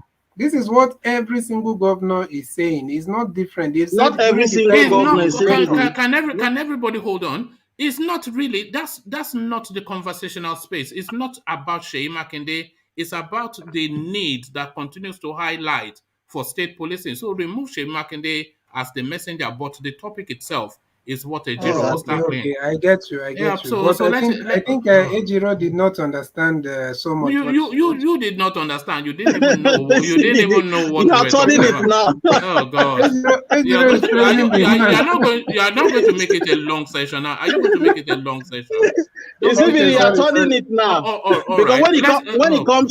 when it comes to your state now, you are turning it now. Because I know No, the way one you're man is in praising the your man, state. I was wondering, No, no, did no. he I have buy to pray. gun? I have to praise him because listen. I have to praise him because what he's Uh-huh. doing in is a bad thing that he's doing. Calling What did for okay, I won't talk again, but I think you did not, because from what one man has read, I don't CBD. see the. Let me run through. Let me run through, please. All right, sorry, continue. So what I'm saying is, yeah, state policing is one factor we must look at because the way it stands now, the nation is helpless. Everyone is being disarmed, you know. Even Otom the other day said the same thing. The state is one of those states in Nigeria that is badly hit. The Fulani has really ravaged that state, you know. And this jihadist government we have in place, they did that. They did that on purpose, you know, so that they can have a free ride to massacre people.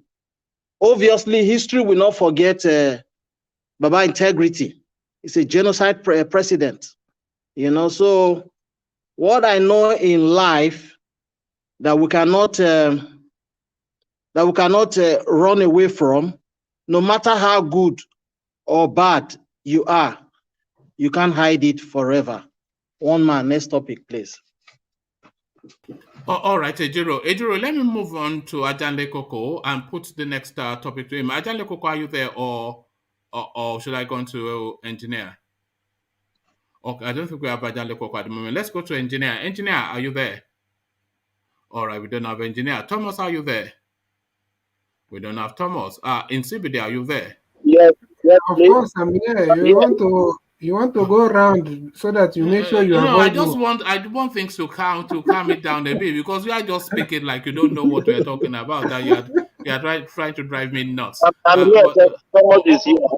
all right, let's hear from Insibidi. Thomas, I'll come to you in a moment. All theft pushing Nigeria into bankruptcy. Prophet Adeboye. So that's not his area of specialism, but he's so alarmed by the goings on, he felt he had to break cover to come and speak to that space. So do you concur? And what is the solution? They're saying 80% of Nigerian oil production is being stolen, outrightly stolen, no, by Mali Kyari that they put in NMPC, some Mala. Yeah, that's definitely that must be one of the main reason why the country are shouting oil, oil, oil, and it's just some few people that are becoming billionaires, and people are suffering, and so definitely it makes a lot of sense. And Adeboye, I've never blamed some of these top pastors, because the only thing they can do is to talk to the government. But why I usually look at them in a way is that they should. We already know what the kind of government we have. We already know the kind of government. We know what is happening in that space. So we need them now to, since they are dealing direct with the masses, both the rich and poor masses, we need them to now go and do things independent from the government, and just try to do as much as they can. So yeah, definitely the oil theft is something that is very much active in that space, and in Nigeria. So is obviously, you could hear Wike is one of his talking points for this is campaign is running, that he will stop oil bunkering and all that. And he was even talking about how the What are you making of the argument to privatize an NMPC? This is one of the things that Atiku spoke about at 2019 campaign, which a lot of people slaughtered him for, but which I categorically I agree totally with that. So what are you making then of, because if you are stealing all the oil, then just why don't you just sell it off or concession it, and then you know that you are getting however much money from that space, and then you know what you're getting. Yeah, definitely, it's a good thing, but I don't think it will stop the corruption in its entirety. But I think it's also a good thing, because there are a lot of companies that are privatized, and yet people are still shouting corruption, corruption. So yeah, it's I don't see anything wrong with it, and I also don't see it as a big deal. I don't see it like it would change. They just need a total corrupt-free system. That's why do governments even take over some companies in the first place? Is it not because they feel like those companies are not practicing correctly whatever they're supposed to be doing? So I don't yeah, it doesn't make any difference to me whether they privatize it or it's nationalized. All right. Thank you. Let me take you to this space. Buhari. Yeah. Let me take you to this space. So this is something that happened in Aberdeen, in Scotland. It was just a lecture in one university, but then of course, the topic of discussion was what really triggered the headline. Buhari used as an example of a bad leader during lecture at Robert Gordon University in Scotland. There's a little video clip that goes with this. A lecturer in a foreign university used the Nigerian president as an example during one of his courses. The lecturer at Robert Gordon University, Aberdeen, Scotland, was teaching his student a course on leadership. When talking about bad leadership, he used President Buhari as an example of a bad leader. He shared photos of Buhari on the screen alongside a message that reads, "Don't be like Buhari." So this is what made the headline, and there's a little clip that goes with that. Hopefully, I don't get kicked off as I play it, but here it is. In CBD. and Buhari pass when you get when you find it. So anyway, we'll leave on that note. So there it is. So a failure both home and abroad. This is the Buhari narrative. What have I clicked on now? Yeah. So, yeah, carry on. We want to still go back to we are travelers, so I don't want anybody to wait for me Look in at the this airport. guy. But you Look see, at this guy. what Who's what I'm looking for going you? to what I'm going to say is this. These people talking about he doesn't, you see, whatever he's saying, we already know what is going on. He cannot tell us about Buhari. We are the one that will tell him about Buhari. No, But what I'm saying it wasn't even especially about Nigeria or anything. It was just a random lecture teaching on leadership. So he's citing examples of different types of leadership.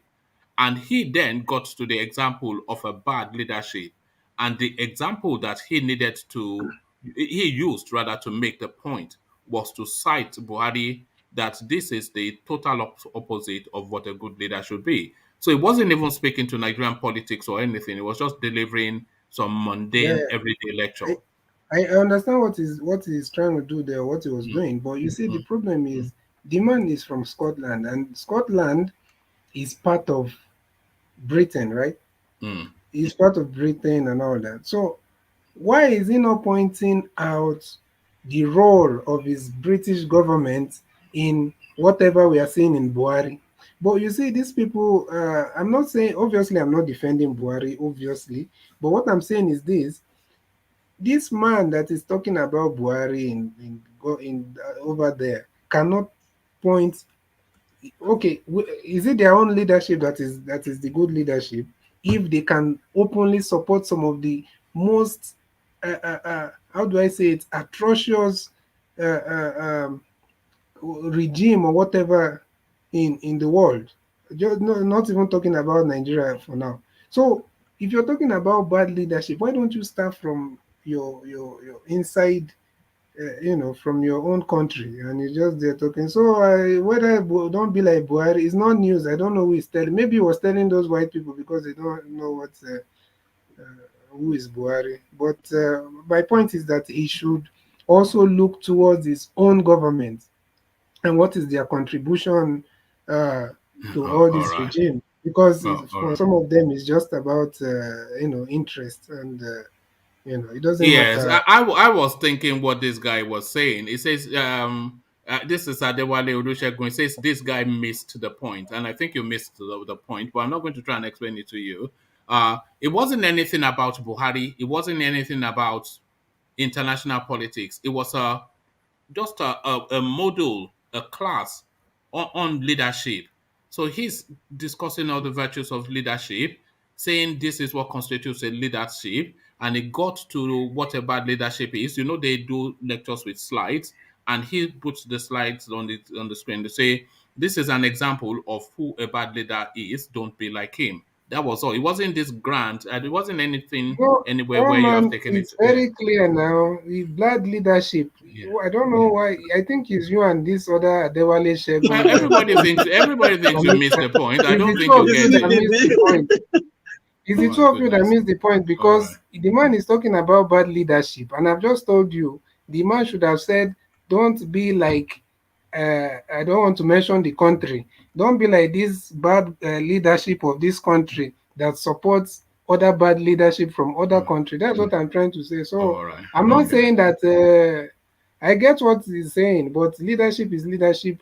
Buhari is the president of Nigeria. So which how is it not politically related? No, How is it not the point being made is that Buhari's leadership is so bad that is even internationally acknowledged. So he has now become a byword for bad leadership. So when they want to cite bad leadership, it's a very quick go-to say, don't be like this guy who is looting his country, killing his people, and holding them at gunpoint and slaughtering them. So that's not to say he's the only bad leader in the world. That's not to say no. okay. Let's just leave it. I don't Yeah, know. okay. Okay. because I don't think you get it, or maybe you do, and you feel. Yeah. I think we should leave it because All right, but we're not leaving the Buhari space, though. God will punish Buhari if Nigeria is not returned to the state he met it with no banditry. So this is the suspended chief imam of Abuja, Sheikh Khalid.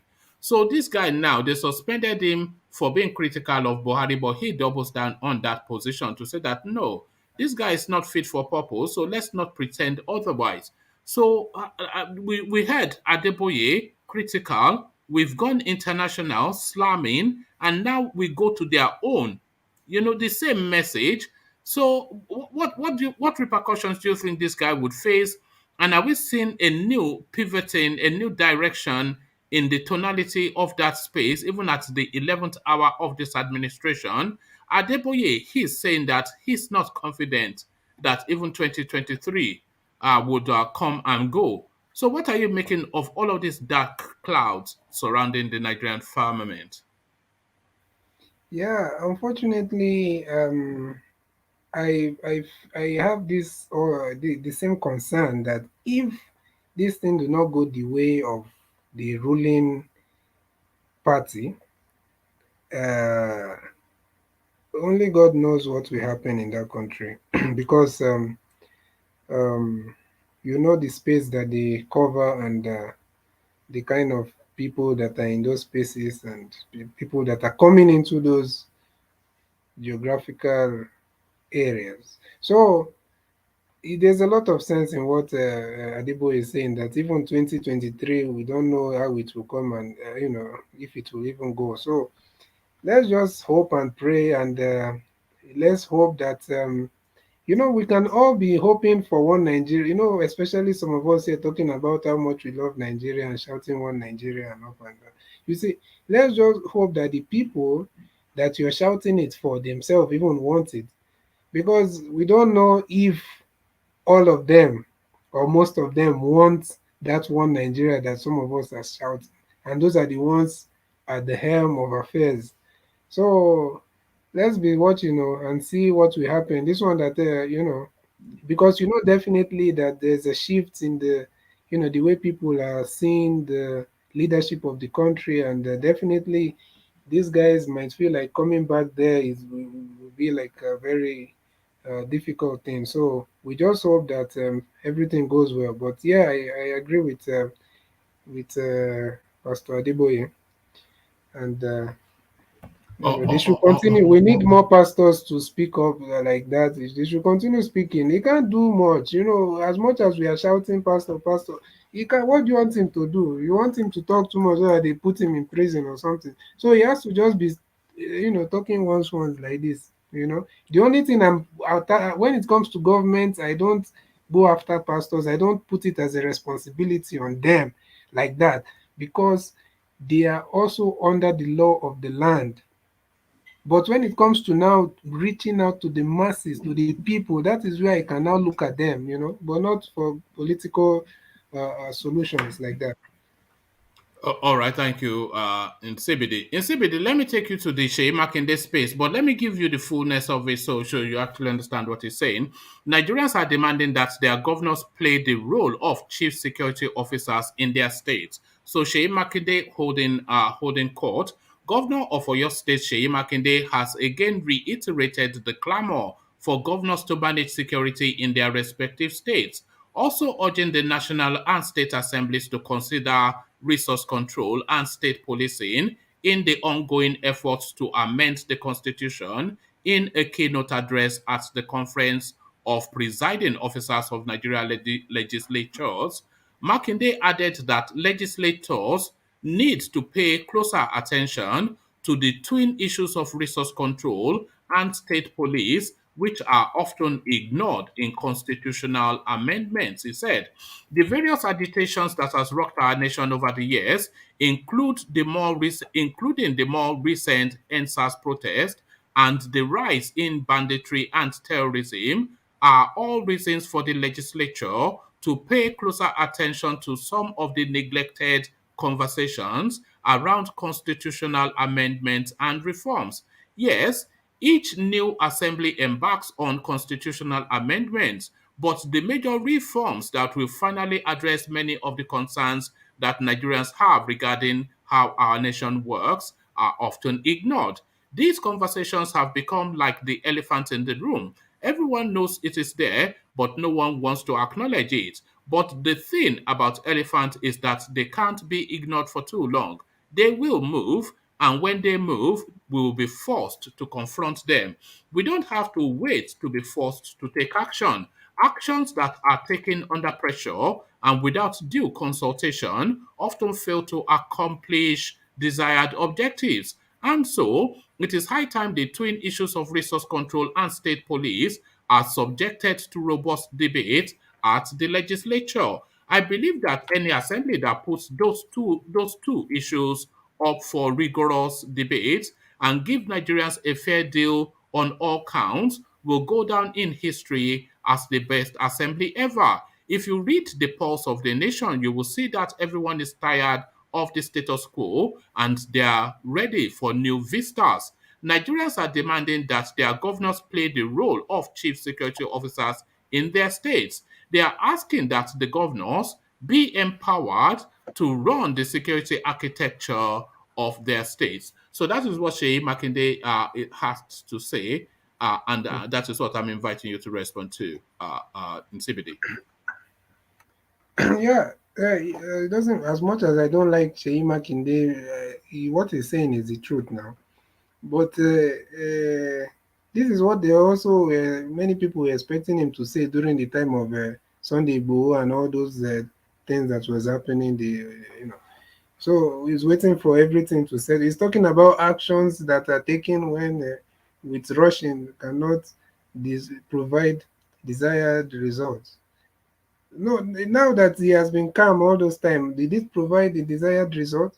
So even right now, what is the situation of things? Maybe obviously there's a different, there is not like before, but as those reforms have still not been made in the state does not have control over their security system. They don't have state police. They have a Motekun that they are not allowing them carry weapons. So it's still the same thing, So what he's saying is good. Is good, but these are the things that we wanted him to say when they were chasing Oloye, Sunday go up and down.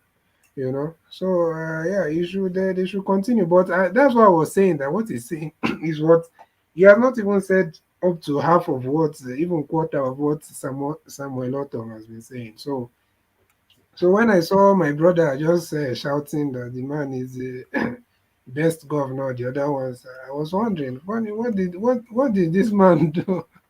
But it's good. It's a good thing. It's a good thing. It's a good thing. So they should keep on talking like that, and they should speak to the space.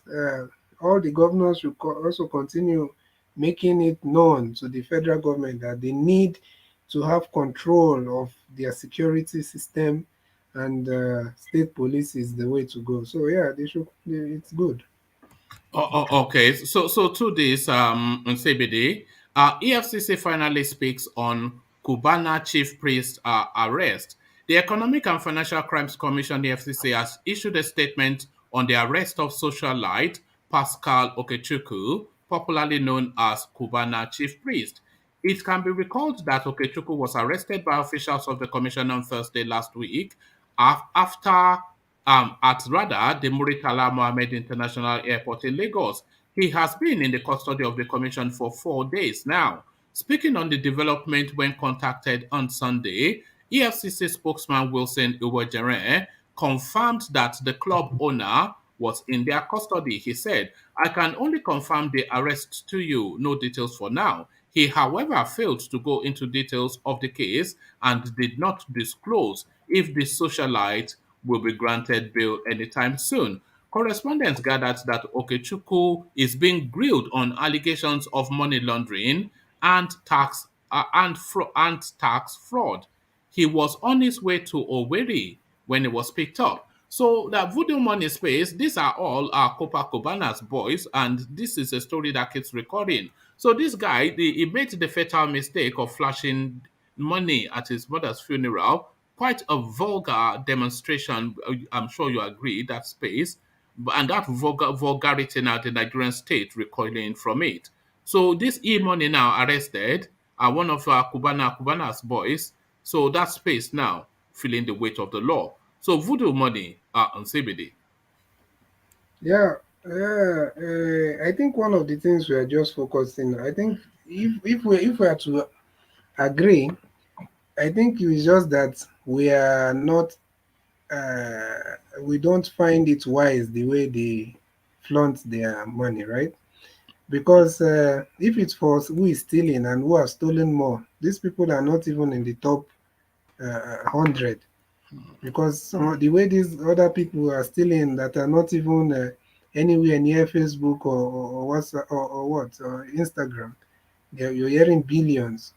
These are not the people that have stolen Nigeria money that is making all the masses to suffer. All these, if you put all of them together, starting from Hush Puppy and down, all these people together have not made Nigeria what the standard of living what it Are you should be. saying it is wrong to arrest this Cubana's boys? No. It's not wrong to arrest anybody that is. Let's just let the law This take it. is this is where the Let, difficulty is. We had this with the Obiano's narrative as well. They just pretty much verbatim the same pushback. That what about? Is it what aboutism?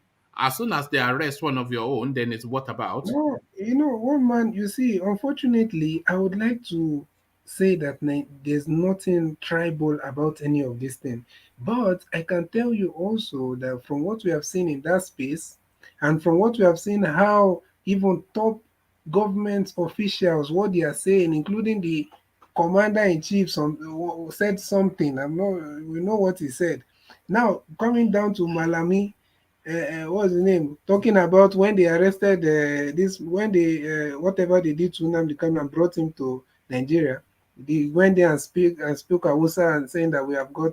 You see, all these things. If you Who was he trace it, speaking to? He was speaking to BBC Hausa service in that particular slot. So why he don't did you not. speak to NTA Nigeria No, National no, no. News He spoke to Network? everybody. He spoke English, and then when it came to BBC Hausa service, then he addressed them in the So language of their he has spoken communication. English before. Okay, okay. Yes, look, Yeah, but these that people. does not change. Wait now, one man. You get what I'm saying? Forget Hmm. about that. These people, we have said this. They have said it several times. Have we forgotten all the things that what's the name? FFK exposed. Are you saying that the man lied? Unless if we are saying FFK lied on No, the no. president. We cannot. FFK is not known for lying. It's a truth teller. No, you mean that he would come out on the stage? He will lie on the Yeah, name of no, the president? it would not now. They No, would I'm not not lie saying he about the can't lie. president. Are you not saying he can't lie? It is not only that he can't lie, he cannot tell the truth. Is a truth averse Unless, person. unless, Truth averse. unless if you say the president is in on that lie, because there's no way somebody will come out and lie on the president. That he did So, what? What did he say? oh, it's there on YouTube. Oh, he's Look at very this open. guy. He said it. He said it, that this is what these people said about. He mentioned how he talked about the East, the Igbos, and everything. It's there, and I'm not. It's a lie, and you know it's a lie. You know that Fanika Ode is a liar. You know that. You know that he embellishes. In fact, he doesn't even embellish. He tells outright lies. If You he know, you said know that, that. if that was a lie, and he's still not in, and he's not in jail for lying on the name of the president, then How know that many people probably have lied somebody, on the name of the president and gone to jail? not people in FFK's position, not top government officials or politicians. You know what I mean, one man. I don't know why you're trying to. No, Yeah, but no. what, It's you just cannot. anyway. It's Radio Biafra, isn't it? But carry on. Yeah. No, it's not radio. Okay, is the FFK part of Radio Biafra? Is it So not? Is it not? Is SFK wow. not part of Radio Biafra? The man that is in APC that is standing beside Yeah, no, he's the Yabelo camp now. now. Was it not part of the Biafra system I before he think he wants decamped? to. I The think he wants to CBD used become. to be part of it. He was part. He was not just. He was not obviously. He was not an IPOB member. Obviously, Is it not? What's but obvious? he was always talking about. He was trying to be like a middleman between the government and and Nnamdi Kanu, and also the government and Sunday Igboho. That was it now. So why are we calling him? Doesn't mean that he was part of them. He was like a middleman. Everybody But saw what's that. wrong being a bad thing? That's the issue in Nigeria. See, that's the issue in Nigeria. That's why Nigeria can No, never work. That's the issue in No, Nigeria. there is no such thing as Biafra. Is the See, question? What is Nigeria wrong is a with it? disgrace. I swear to God, I'm no, he crying for can't be a Nigeria. Biafran, Jake. He Yeah, can't be a Biafran. no. He's from Jake the is West. asking what is wrong with being in Nigeria. Biafran. Biafra does not exist as a nation, so It's you gonna cannot exist be. soon. When Nigeria Yeah, got there, but Nigeria yes, gonna end soon. when it exists, then you can be, but you can't be now that it doesn't exist, can you? So that's just. Nigeria will last 10 years. Where I seen things that will last 10 years. Bet me. Yeah. So my point is that obviously everybody knows the man is not in any of those group. He was not shouting Yoruba Nation. He was not shouting Biafra or IPOB. He was just like a middleman. So, and if you're telling me that he would openly, in that his position, this is not somebody like me and you here talking about. Someone in that position that they can easily reach him, that he can easily reach them. If you're telling me that he will come out and lie on the president and he's still walking free, then maybe there's a bigger conspiracy somewhere. So, but what I'm trying to say is that these people, this woman, you have made me divert. I don't even. I've not even lost my train of thought for the first. But no, but yeah, just come back.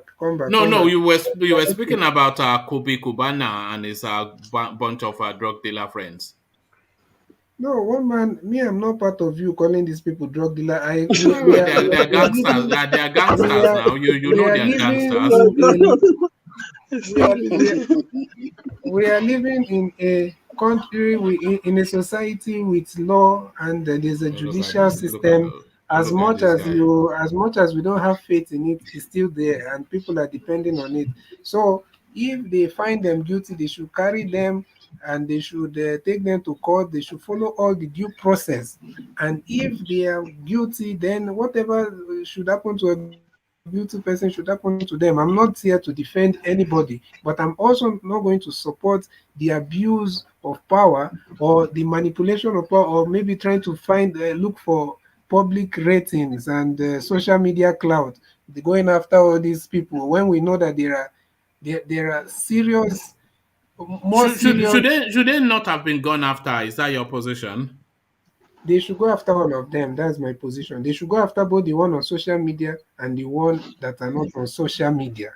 They should go after every single one that is that have questionable source of income or questionable wealth. They should investigate them all, and they such as, does that include Copacabana and his boys? If I'm not the one investigating. No, you are saying people of questionable character, and there's no character more questionable than Copacabana and E-Money and D-Daddy and all these people. How? Is it because of their name? Do they have... No, because they suddenly happened into space with billion-dollar wallets, untraceable and unauditable. So sudden money, voodoo money. So is that not suspicious? Voodoo money. Well, man, you see, this money itself, total, is it the money itself? Bible called it mammon. So I think if you want to look at it in a way, there's voodoo. All money is voodoo. There's voodoo somewhere. The thing is that you don't do the voodoo, but the money itself, the force and everything, there might be some voodoo to it. So, but you see, these guys, you can't just judge them from their social media presence. You can't judge all of them. You see, most of these boys, most of these guys, they are in their early mid-30s, no older than late 40s. They were not known in space, so they're sufficient enough of an age to be known. And a lot of young people, they control stupendous wealth, but then the source of that money. But you hear a lot of these narratives. Investors will be Copacabana, E-Money, chieftain priest or something. All of these people, the way they abuse money, the lifestyle they live, everything is just... It points to criminality. Their whole presentation, their aura is an aura of criminality. One man. It's like you don't understand the CBD stand. The stand here is no matter how they got that money, they are innocent until proven guilty. No, That is why he said it's not. that's why they are That not is in why he said jail. it's not in our lane calling that money voodoo money. Well, you know, Yeah, I can't call we it can voodoo speculate, money. but money Yeah, that yeah, suddenly yeah. appears out of the sky, it's like that's Pastor Suleiman money now. We When do not are see they? it when he appear. Oh. Eh? Miracle money. We didn't see Miracle the money money. when he appeared out of the sky. We did not see. So the thing is that, and these people, I don't know the kind of voodoo money that Obi Kubana is doing. That he is jumping up and down everywhere advertising his Odogu bitters drink. What kind of voodoo money is that? Is he not supposed to just sit No, down? that one is a cover. That's a cover story now. That's a cover Yeah, story. they always say that. But there are some people also that don't even have cover story. But the man is there. The other one, Cubana chief priest, the man is just busy opening different type of business every day. Now he has an estate in Asaba where houses is You know that the allegation is money laundering. You know that's money laundering. When you have dirty money and then you use it to establish to clean clean the money. businesses to clean businesses to launder Yeah, it. So that's money I get laundering right there. I get all that. I get all that. But you see, Mm. this One is where man, now can I ask this is CBD one question, please? Go on. this Yeah. is where we Yeah. live. And CBD, my Yeah, brother, I yeah. want to ask you something, and I want you to be honest, my brother. If Mm-hmm. you make your money in a legit and you work for your money, can you throw your money around as these guys are doing? How are they throwing it? I think the last time we saw them throw it was in the Obi Kubana's mother's burial. I don't know if they've thrown it again or since then. You can tell me So because the only that doesn't call for a question. Can you throw your money that you work for legitimately and legal? Can you throw your let money me. out like that? So you mean the people that are throwing money all over Nigeria, spray maybe in weddings or You birthdays or never answer parties? you. Don't waste your Are time. you saying no? No, yes, you can. If that is the question you want, you can you can spray money if you make it legitimately. Are you It saying is that your money, that is right? Is it not that your is money? no, it's not even that's not even what I mean. You see, Yeah. that is You the can decide to do tradition. whatever you want to do with your money. That is the tradition of the Nigerian space. Give it to Even the poor poor, men, give it to even poor anywhere, men. or dash it to anywhere, throw it anywhere, or even burn it. Is it not your money? Who is coming to ask you? Vin, you see, even poor people in Nigeria, if they go for parties, go for whatever, if they have 10,000, you see them going to spray somebody or going to pour. So these guys are spraying according to their own capacity. But is the part of spraying, why are you vilifying it? Why are you demonizing it as if it's not something that is done across the entire southern, even north, I think, of Nigeria? Are you not seeing them in the parties in all those Owambe, this thing they do in Lagos and everywhere? Are you not seeing them spraying money? So why is it that? So that's what I'm saying. I can't use that as a reason or as my stand that these guys are doing are getting their money in a bad way because they spread money. They spread money in a burial ceremony and the party. So In what are CBD, we? you don't answer my question. I'm pointing to you as a person. If you make your money legitimately and can you spray it how these guys are doing? I'm not talking about Cubana. You as a person, that's what I'm asking you, please. If I can spend my own personally, that I said, if personal. you That, put yourself in their shoes, if you make your money legitimately, can you throw it out as these guys are doing? That's what I'm asking you. I will spray it Because as a you are trying donation. to exonerate them that the money is not voodoo, the money is pure. I'm not That's what saying I'm that. I asking don't that know question. where I'm trying not to go into all that because I'm not saying I'm talking about the act itself. I will spray it, yes, but I will spray it as a donation, not as throwing it away. If I'm going for a party or as my own contribution, if I'm going for a party that people are supposed to, do something for the So guest or for you don't concede that this guy is a gangster. You don't concede that this character is a gangster. You don't concede that. what is the gangster? Look at that. Somebody that was unknown in space just a year ago, now he's living like this. You're the one that don't know him, and maybe people that didn't know him in the social media. But the man has been there. People knew him in Anambra, in the east, in even in Abuja. People knew him right from time. Obi Kubana. I don't know why you're saying you don't know him. You know, it's illegal, this thing that they are doing. So how illegal? What is the Defacing the difference between Naira this thing and the people spraying in the strip clubs? Are you accusing those guys that they made their money wrongly? All these rappers, all these musicians and rappers. Insibidi, let me come in. You see, permit me to come in. Why were they not arrested on the spot? Is my question. Look at yeah, look at what they are doing. Look at that. That's money. They are helping. You are saying this person worked hard for money. They are helping the masses. They are happy. Look at that. Look at, oh God. Insibidi, see. You see, there is something I would like to. I just want to chip in something here. One man, see, it is against the law for anybody to, Look at that. Look at that. Yes, this is against the law. This is against the law. This is legally earned money. You are saying is it against the law in Nigeria? Yes. Against the law, we are shouting, and they have not arrested them. Listen. Defacing. That is what they call defacing of the currency. You cannot do it. In fact, it is wrong for you to do this. Match it, draw it. It is not. My it is not. God. It is against. It's against the law in Nigeria. And we still have. But for you to give money. What you are looking at now, is this earned money? Is this money that people earned? Why not? I'm not saying you know or you don't know. This is money that somebody worked hard for. But isn't that the culture of Nigeria? Everyone's paying money in God. parties. But one man, everyone's paying money in parties in Nigeria. And look at them. Do they not look? Oh God! Look at. Oh my goodness me! Look at that.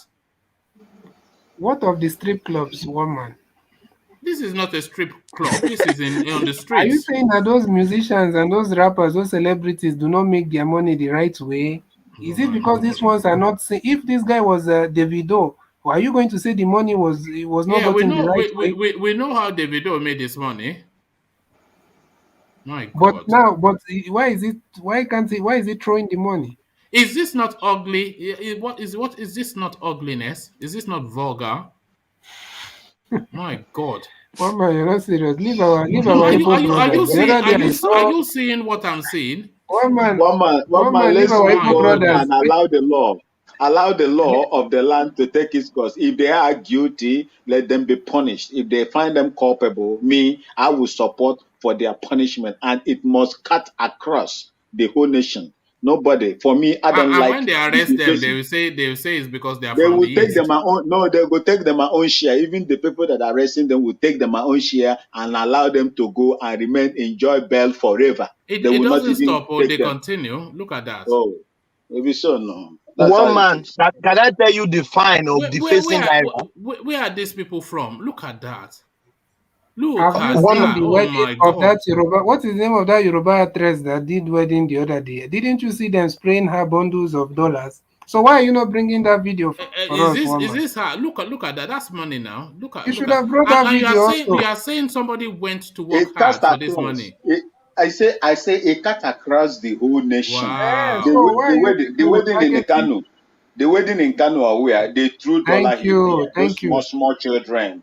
No dollars. In fact, inside the presidential, they were throwing dollars and everything. Not even Naira. So if you are, can I make a comment? This is Mami water money. For defacing Naira in Nigeria, do you know the fine? 3,000 Naira. That is the fine. Go and check. For defacing Naira, if you are arrested, your fine is 3,000 Naira. So but I think there are other points. There are other points to it. I think either both fine and jail. I think about 6 months. No, my brother. It is 3,000 Naira. Go and check it. 3,000 Naira fine. I'm not sure you are right, Thomas, but I don't right. Think so. Because if they give you fine, listen, Thomas, there must be some points to it. If they give you fine, it's either option of fine or both. Vin, I'm telling you this. If I'm right, come and throw tomato at me here. It is No, 3,000 but I naira. can't throw tomato on you now, Abba. No, I'm just saying the fact. This is the fact. Because 3,000, how much is 3,000 naira? So they can do it. They will pay 3,000 naira in But 1 million times. So that one is why Okay, these are some of the things that these are some of the things that the parliamentarians or the legislators are supposed to do. Some of these things should be, those laws should be reviewed. When but somebody defaces a currency in this manner, I don't like it, whether they are Igbo, whether they are Vin, Yoruba, Vin, whether I'm they anywhere. confused. But I'm Hold getting on, confused. Charles. Do you approve of what you just saw? What you just saw there? No, I'm not poor. I'm getting confused. Doesn't people isn't it Spain more the culture of Africa? Isn't that the culture of It's Africa? not. No, that's not a culture of anybody. I think that might well be an Eastern Malay. I've never No, seen no, that before. no. No, America it does cut that too. across everywhere. I've never seen that before. No, rappers One do that man, you too. know One that's man, obviously did you watch that's the an obvious wedding? Did lie. you watch the wedding of that Actually, young boy in Kano? Did you watch the wedding? They were throwing dollar talking about inside the Kano, they private, do this that the every jet. weekend in.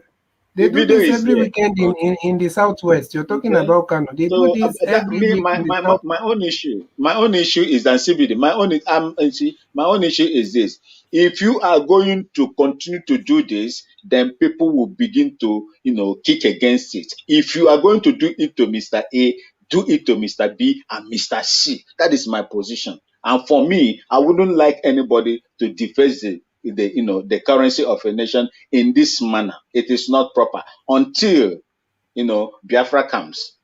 This Biafra. thing must not happen. Where is it coming? How do all these people get this money from? Why No, do that's all what this? I'm saying. It's drug money. Did you not hear what I'm saying? They're gangsters now. They probably got from Malaysia. Yes, you know what goes on in Malaysia now. The runs boys. Look at that. You see me defending the indefensible. But No, I'm not uh, defending. No, I'm only talking that we should let the law take its course. Oh, you see, but there it is. Thank you, Insibidi. But let me go on from you, Insibidi, to Thomas, as we seem to be hemorrhaging now people from. So we might well almost like certainly shut down earlier than normal today. So, Thomas, let me take you to Sheyi Makinde and his commentary. So I've read it out twice. So you've heard what he has to say. How do you respond to that? So he is saying that the citizens are demanding that their governors play the role of chief security officers, but the governors are not equipped. So how is that resolved, Thomas? everything the guy said is pointing to restructuring. It doesn't but he didn't say it. That is restructuring, because he said let the region manage their resources, let the region produce their policing. So that is automatically restructuring. That is what people are asking for. I don't know why it's difficult for them to restructure Nigeria. Let's just do it. We are just talking about defacing money now. You can imagine 3,000 naira. If there is a law that if you deface the naira, you are going to jail, no fine, nothing. I'm not People sure will that sit right. I'm not sure you are right with that 3,000. That doesn't sound right to me. But, One man, go and check it. If I'm lie, do anything to me. You can even ban me on this network platform. It is 3,000 naira. Go and check it. One man. I'm saying this. The world is listening to me. I'm the one speaking. Thomas, it's 3,000 naira. I know what I'm saying. So I'm not sure you are right. I'm not sure you are right. I am very right. One man. Try. Check your Google. Nigeria Constitution. Check it. Let's just move on. All right. Just stay there for a moment. Jail term for abusers of a Naira note. So it doesn't sound right. Let me just say what this says.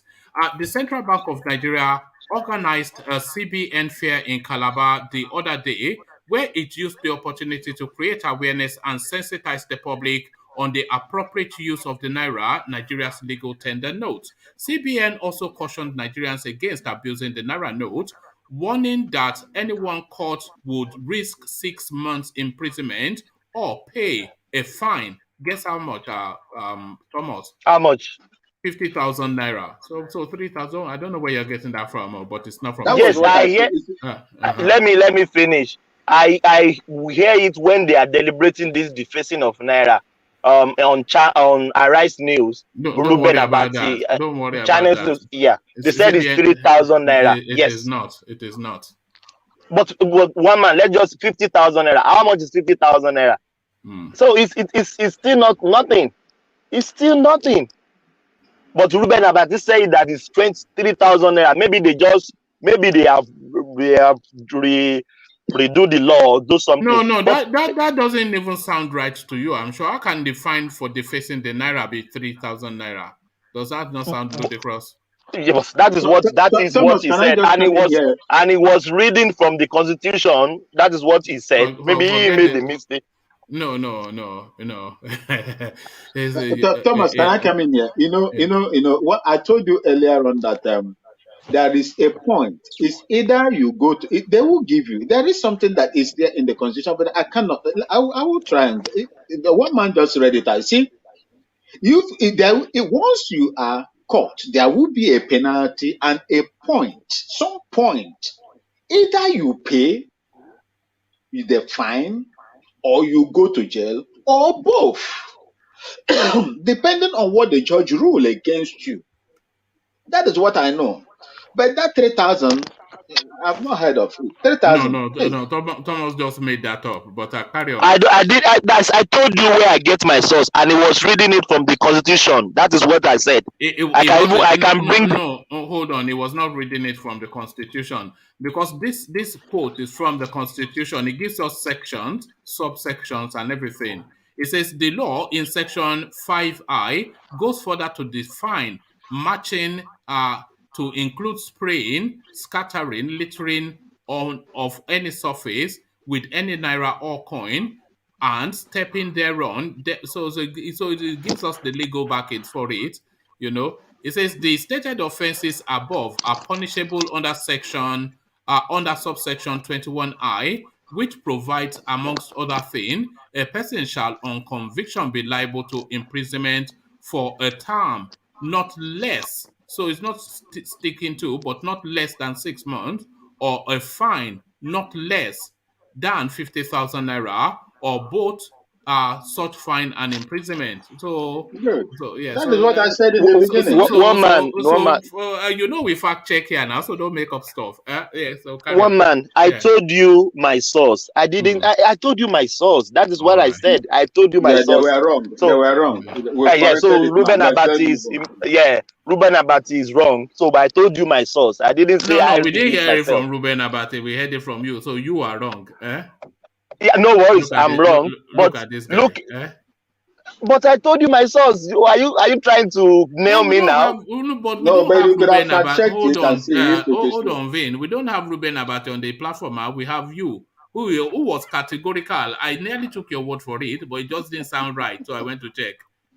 One man, no worries. Let's go back to MAKINDE. It's really speaking to restructuring. So, but he doesn't even he doesn't say restructuring, but everything the guy said is restructuring. And in another way, let me play devil's advocate here.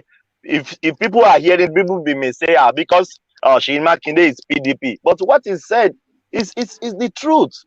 Is the gospel truth. Let people.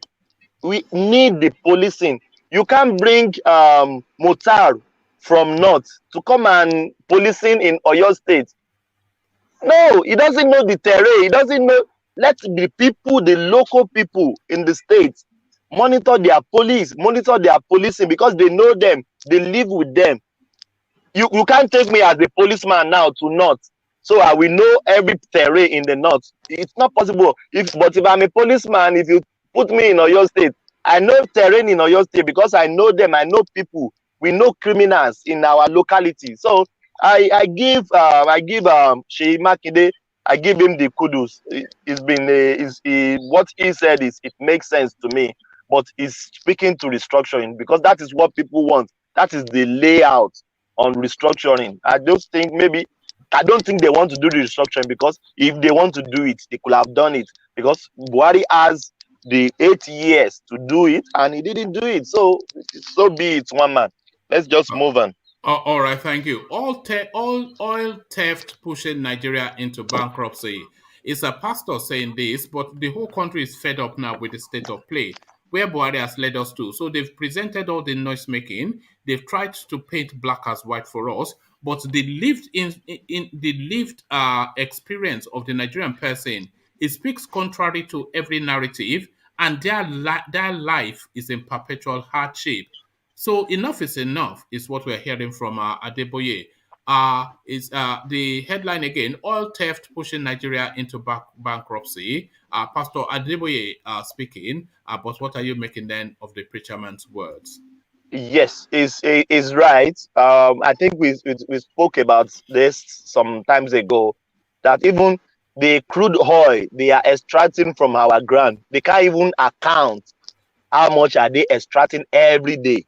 They will just tell us one figure on their head, and the rest of them is story. So Papa Adeboye is right, but I would still say the message is good, but our pastors they need to seek tithe, because even if we have 3 problems in Nigeria, and there are 3 P's: politicians, our pastors, then the police. That main 3 problem in Nigeria, if we tackle those 3 problems, everything will be good for us. The same pastor, because they are not suffering. The pastors are not, they don't care. They will tell you, their church member, God told me, everybody in this congregation, empty your pockets. God told me you to empty your pockets when you are going. The pastors are not lacking. They have everything. Name it. Helicopter, plane, jet. Their kids never work in any parastatals. They are flying jets, flying this. So I don't. It make pastors sometimes. I said let them just park somewhere, because they are some of their problems in Nigeria. We can account it to them as well. Before I said Baba Adeboye didn't speak on killings of Lekki Toll Gate. Fine, he too protested, but you didn't hear Baba Adeboye speak anything on that shooting that what day? What is the expectation? Do you want him to be running a running commentary on everything that is going on? I can go and bring the clip, or if you want me to do, you know I can. So I totally agree with you. So what do you want him to do? I saw the protesting video against police brutality. He came out as a senior person to say, I am backing this. So what more backing do you want him to give the protest? One man, I'm still insisting on what I'm saying. Yeah, Baba didn't speak anything. What do you want him to do now? Baba didn't speak on that killings, on that shooting that day. Man, that's ludicrous. He already came out.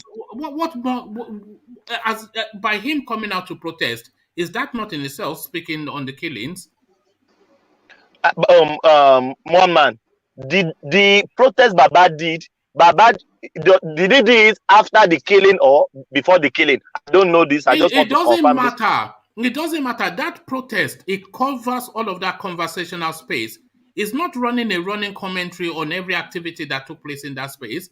Him coming out in the middle of that protest is essentially backing and supporting the protesters. So whatever the protesters then stand for or face, he stands with them. So he doesn't have to come out to speak about the killing when he has already come out to back the protest. Do you not see that? I understand what you're saying, but to me personally, in my own opinion, I could have loved him to speak to that killing, that Lekki shooting. One man, that Lekki shooting, it's a wound on my heart. Every day we speak about it. Every day I think about that shooting that day. Is a really wound in my heart that Nigerian government can go after the young and shot at them, and nothing has happened till today. Nothing. Nobody has been prosecuted. Nobody has been prosecuted. So you can see this Malam we are talking about, the one they suspended. He speaks. He doesn't care if they suspended him. After this, they suspended him. The man is still speaking. I want our pastors to. What did he speak? What did he say about 10 SARS, this Malam that they suspended? I don't know. Maybe he say anything about NSAS, but he's speaking to the killings in his own region. Right. Which everybody, yeah. What did he say about the 70 that were killed in Borno about 18 months ago? What has he said about the killings in Plateau? One man, what the guy said has carved everything together. All right, but Pastor Adeboye coming out is not sufficient. You want him to run a running commentary on everything. Well, one man, that is your own opinion. But no, I don't see the logic in what you're saying. Is what I am saying, because he didn't even have to come out at all, because he's an 80-year-old man. He was 78 then. He's a pastor, so it's not even his space to come out. So him coming out is already a big move. So what more do you then want him to be running commentaries on every incident that happened at Lekki Toll Gate? But I don't see Thomas, you also need to realize that the pastors, some of them, this church thing is a business. I'm not saying it's not a bad business; it's a good business, because even Jesus Christ himself said that he must do his father's business. So it's a business thing. So, and definitely it has to be run somehow with some kind of decorum, diplomacy. Diplomacy. Yeah, but you need to understand, during that time there was a lot of agitation in the south, and they were also trying to be careful not to be seen as people that are pushing for.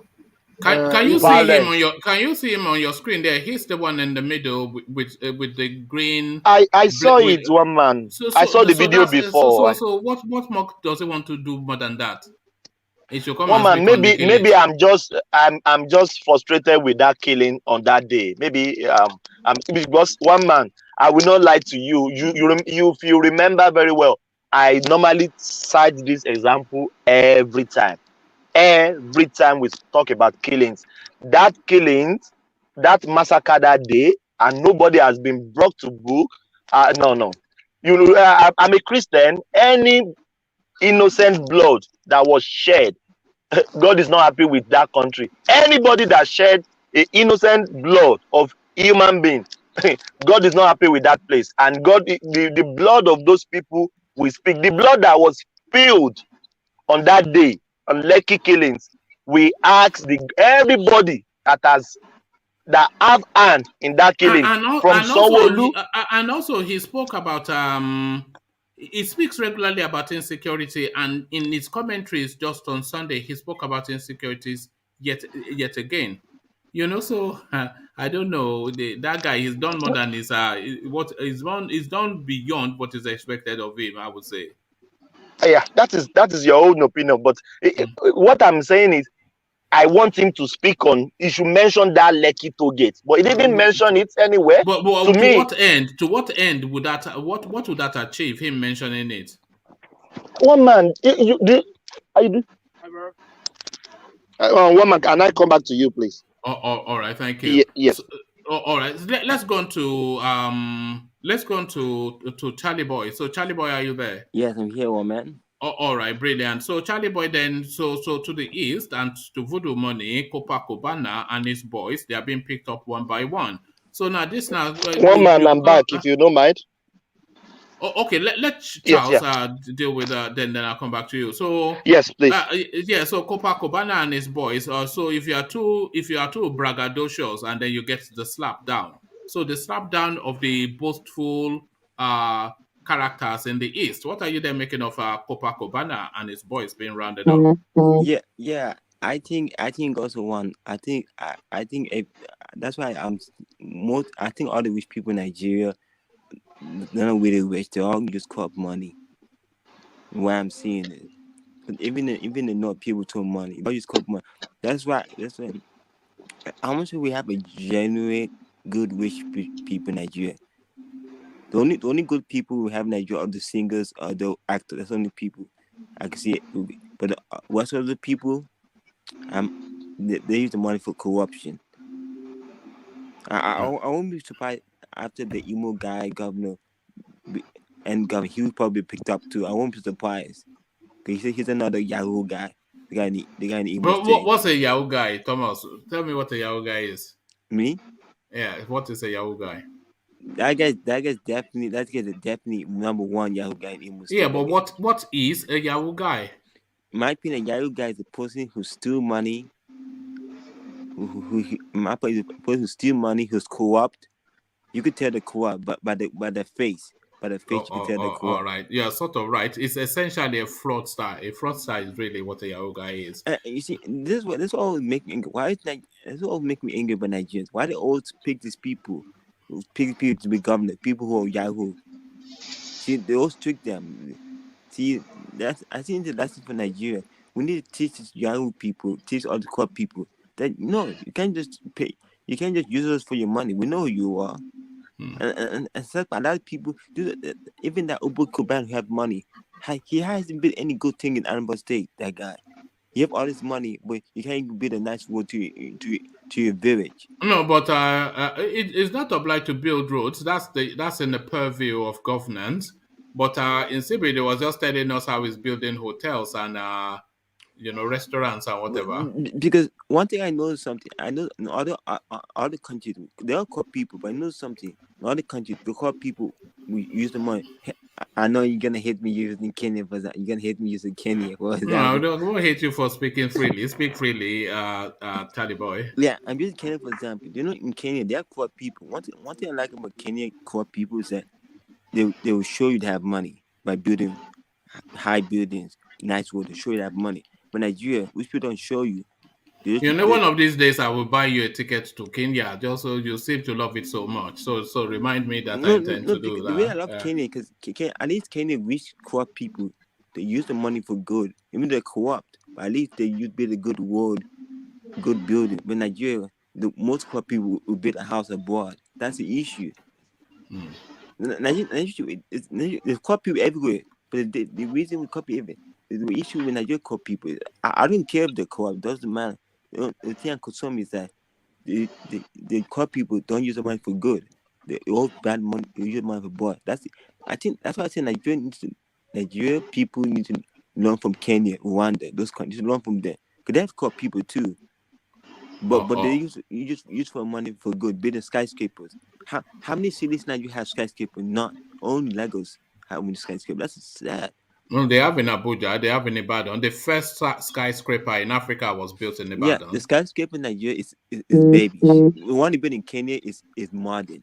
Kenya is above Nigeria. Kenya is away. Have you heard of Banana Island? Have you heard of Eco Atlantic? Have you heard of all of these things? Have you heard of Abuja? By the time Nigeria get to American standard, Kenya will already be in Tokyo standard. Where I'm seeing it. Is Tokyo standard higher than American standard? No, that's where I've seen Nairobi. When Nairobi's heading, Nairobi eventually be like Tokyo with the heading. I think because one thing good about his fact about Nairobi used to be a small village, but it became a major city. You see, that's what Nigeria to think. All the small cities in Nigeria, we can make them a model. We can make a nature modesty. We can make the small cities a modesty. We shouldn't have only Lagos to be one city every go to. So that's a problem. We should find a way to make Lagos so many people in Lagos. We should find each region should have their own resources. Each region should have their own resources. Their own resources by developing their own area. So people have to keep going to Lagos. But that's not good for the economy. If we want to make a city. That's why each region should have their own resources, they have their own thing. I often Yobo, because it's like even Yobo, like Lagos only go see the Yobo land. But I think each Yobo government should have their own city, their own town. So people have to stop going to Lagos because it's not good for the economy. If one major city, that's the issue. And that's the issue. And ask me that the North Nigeria should realize the North is a blessing to Nigeria, but not to realize it. It will not use the resources. Nigeria could be the richest country in the whole world. Nigeria could. The North has so many gold, so many massive land. It's just that the killing is the problem. If you not figure out the killings in Nigeria, figure out the killings there, Nigeria could become the richest country in Africa. It could. God bless Nigeria with some reason. Just our leaders are not thinking. Our leaders are not realizing that we could easily become the powerhouse of the world. We are the brains and the power. God bless our people. Our people are from Israel. I thought you used to slam them all the time. Now you are saying God bless them. I thought you said their brain is dull. No, I'm saying our people. I'm saying our people smart. I'm saying we should realize that we're God blessed by God. I think we are the tribal. I think all Nigerian tribal lost tribal Israel. I think we are, because we're similar to the Israel. We have the brain similar to the Israel. It's just that politicians don't think it. They go abroad for checkup. The kids go abroad. What the hell? What the hell? A politician go abroad for a checkup when you could be a nice husband in your country. I think our image is affecting black people in America. You see, we Africans understand this. We African leaders are affecting the black people in America. We're affecting them because they'll be discriminated more. Black people in America have to take their own destinies into their own hands. But the thing I'm saying is the truth.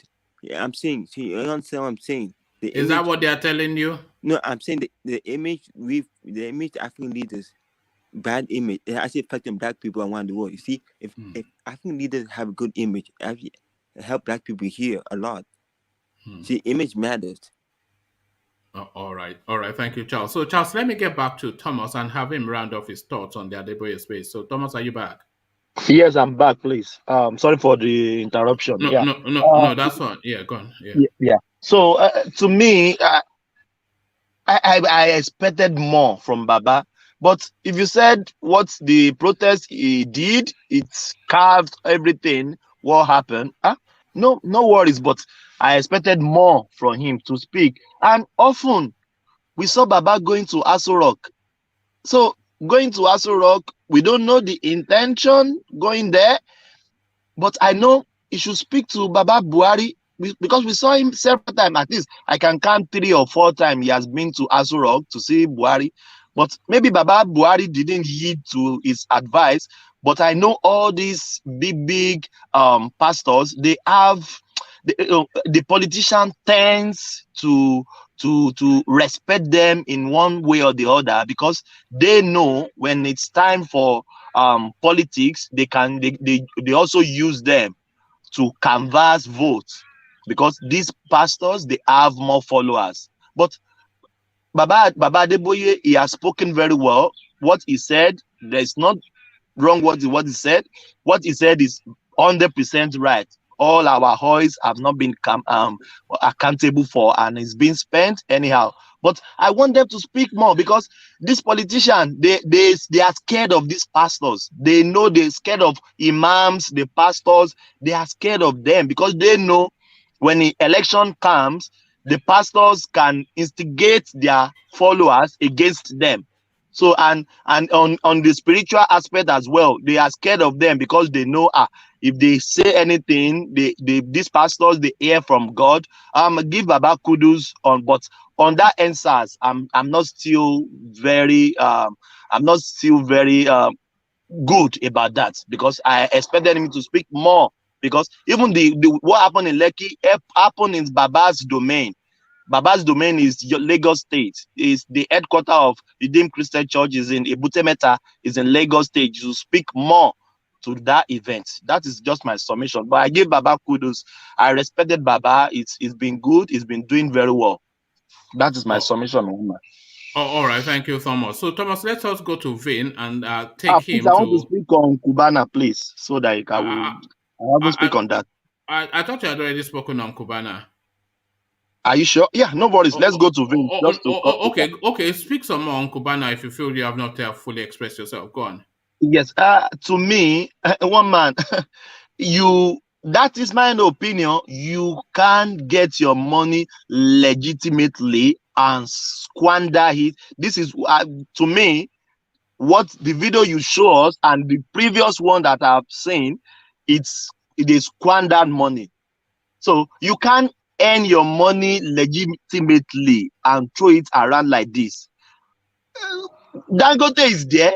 Femi Otedola is there. We know what they are doing. They don't squander money like this because they earn their money with sweat.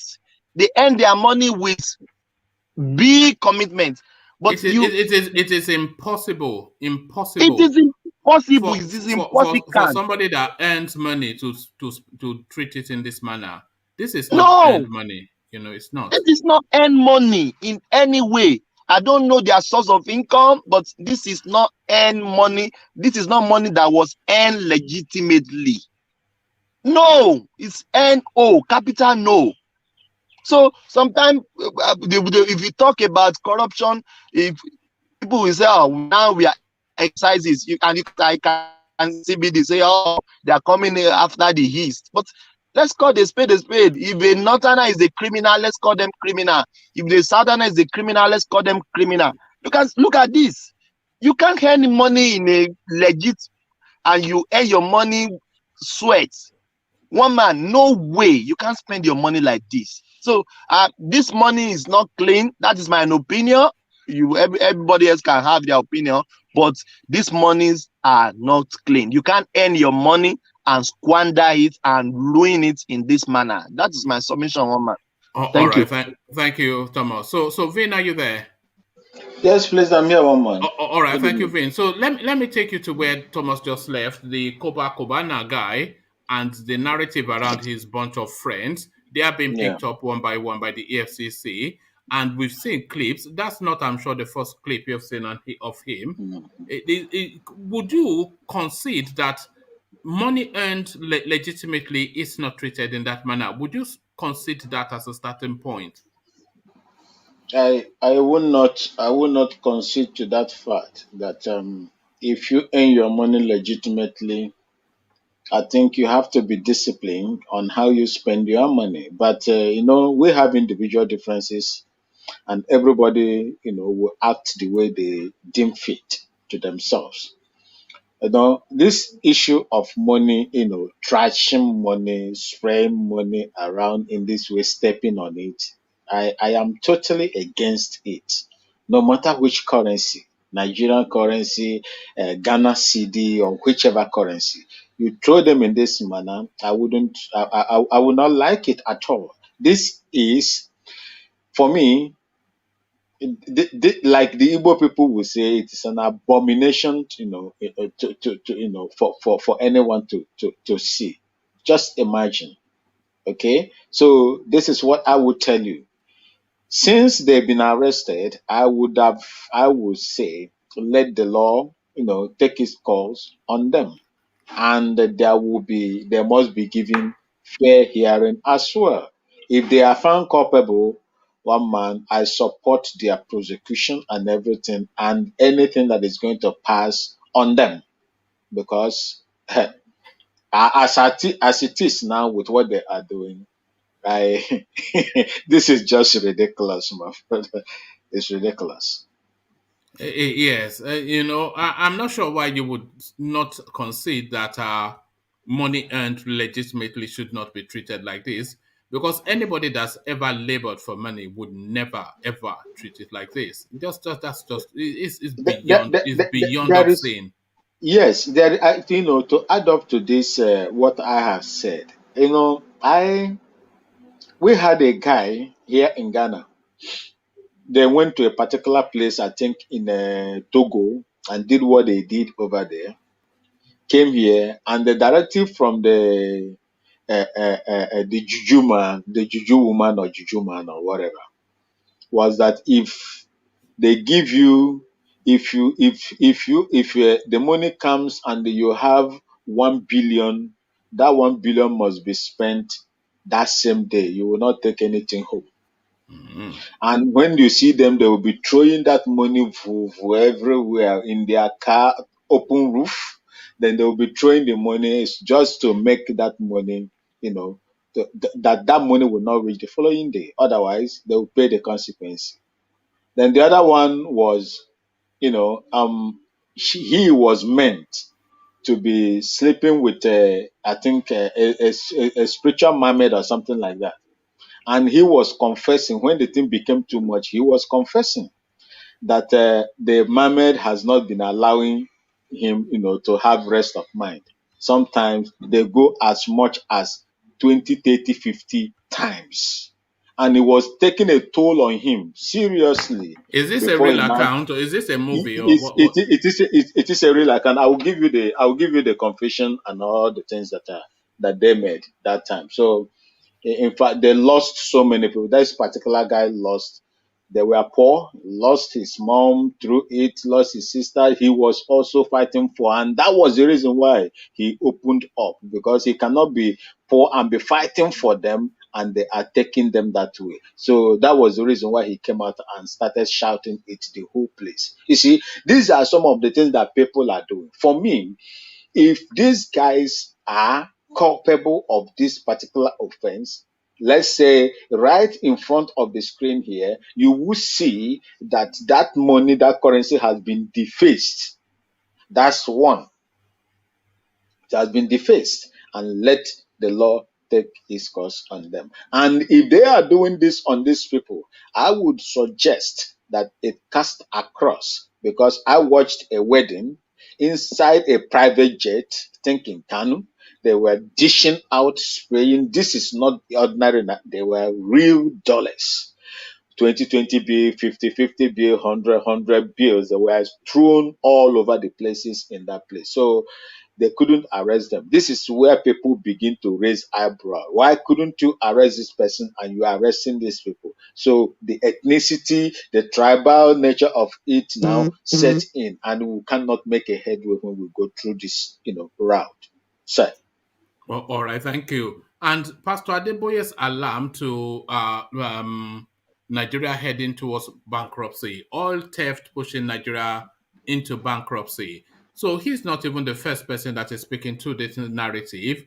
And they are just doing this criminality in open glare is what really upsets people. Somebody came out just the other day. I'm not sure, was it Otetoda or somebody very senior. He came out or was it what was that? That very wealthy man from the East, a banker. So he came out the other day to tell us that 80% of Elumelu, that 80% of the Nigerian oil is stolen.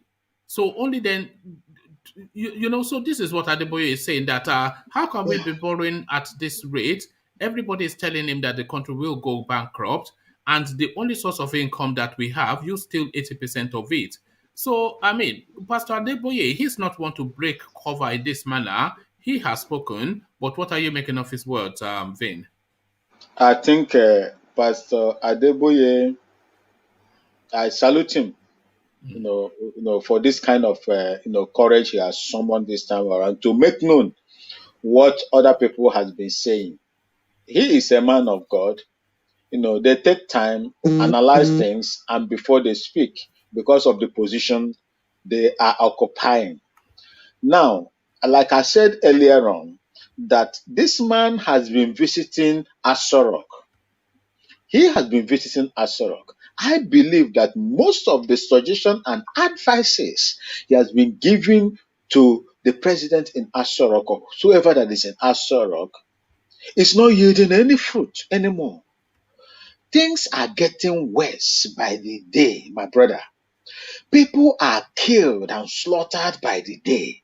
World Bank has just issued a report at the end of 2022. Over 91 million Nigerians will be poor. Nobody is trying. Nigeria doesn't even know the amount of crude oil they even export. By the way, sir, who is the minister for this, petroleum? Good. How can this monumental crisis of fraud, thievery, going on under you, sir, and you keep quiet? You keep borrowing, you are losing. Billions of dollars has been lost. You see, let me just take from the time he became the minister for petroleum, so much amount of dollars has been lost through thievery, through stealing, illegal bunkering. In fact, it got to a stage where Wike has to come out to challenge the commanders in the front line that they are aiding that they are aiding, and the evidences are there to prove that these people are conniving with these guys and be doing all the what they are doing. So why would Nigeria be poor? Why would Nigeria? You cannot manage what you have. You cannot cover, cut off all these loopholes, all these leakages. You result into borrowing, and this thing is frustrating everybody in that country. Is frustrating people, and Nigeria is now becoming a case study all over the world. People will now, my people here will say, hey, when oil was discovered in Ghana here, in Takra, the western region, they say, hey, don't this oil must be a blessing, but not a curse. They use Nigeria as an example. These are some of the things our people are made to go through on daily basis. So for him now to come out to speak it, I salute him. I say, sir, Egbon, Eshe o, Eshe kuko, Eshe kuko. Look at this man. Where's your license to be? You know I can find you. If I can find you CDs for that. Look at this man. He's speaking Yoruba. Eshe sir, Eshe sir, Eshe go, Eshe sir. So this clip that I played earlier, I'm not quite sure if Insibide understood it. Buhari used as an example of bad leader during lecture in Robert Gordon University in Scotland. So this was a lecture just on leadership. So it wasn't anything to do with politics. It wasn't even essentially critical of Buhari, although it was critical. But this was a lecturer delivering a lecture on leadership to his students, and then having gone through what a leader should be, and then he needed to cite the contrast example, and they use slides in university, and then he brought out a slide of Buhari as just a typical example of a bad leader. So shame at home and shame abroad, the Buhari narrative. Exactly. You see, he don't need. When he went, I think, was it Gordon, the one that left before this man came in now? I've forgotten his name. Yeah, Gordon Brown. Yeah, is it okay? The time when they were having it was that, actually Theresa May, but I think you're referencing Gordon Brown. Yeah, the one that told the world, not knowing that the cameras were on him, that no, that was David Cameron. Oh, good. Yeah. Then Nigeria is fantastically corrupt. And when you go to, I think, is it in one of the universities in the UK, it was all over the news where they were using Nigeria as a case study as well. You see, these are some of the things, like I said earlier on. The leaders we have in that country has made Nigeria an object of caricature. They have made that both Dick and Harry will stand to Nigeria and begin to talk rubbish against that big country. Now, who cause them? No be juju be that. Or it be juju where they do Nigerians, that they cannot come out and condemn. Do you want to tell me that these things that are happening, bad leadership? I heard some people go for course, I think 6 months or 1 year course on leadership. They do that, I think, in Harvard. Leadership course. How can people in Nigeria, look at most of this thing that is happening and they, face it and speak where they're supposed to speak? Nigeria has been mocked all over. The travel document is, regarded as anything that worthless. People don't value it like it used to be in the 70s, even early 80s. When you present your Nigerian passport, people begin to ask you, where? Yes. Oh, Nigeria. Nigeria. Yes, Nigeria. People were running from Ghana here to Nigeria to as common as even get men. But today, we are running away from there to Ghana. We're moving away from there to Cameroon. We're running away from there to Europe. Because why? There is no good leadership. That is exactly what the man was saying there. That thing hit Nigeria on the head. Because it hit Nigeria on the head. How can you have good leaders, my brother, where people are being slaughtered on daily basis? How can you have good leadership in Nigeria? There is no insecurity. You cannot travel by air. You can't travel. If you travel by air, you will be praying to God for you to land safely because these guys has been equipped to even bring down aircraft. You cannot travel by Vin, road. can I say something, please? Yes, sir. Our people in Nigeria now, they are moving to Ghana. Genevieve Energy, that actress, Yes, I saw she it. moved to Ghana. Big house in Ghana, mansion. Mike Adenuga, the Glow CEO, he moved to Ghana. He's living in Ghana. Is he? Yes. Oh God. Mike Adenuga is living in Ghana permanently now. He visited Nigeria. Where did you hear that? Is that where you got the 3,000 naira fine from? Oh no, one man. Let's be candid here. But Vin, did you hear about Mike Adenuga and Genevieve in Energy?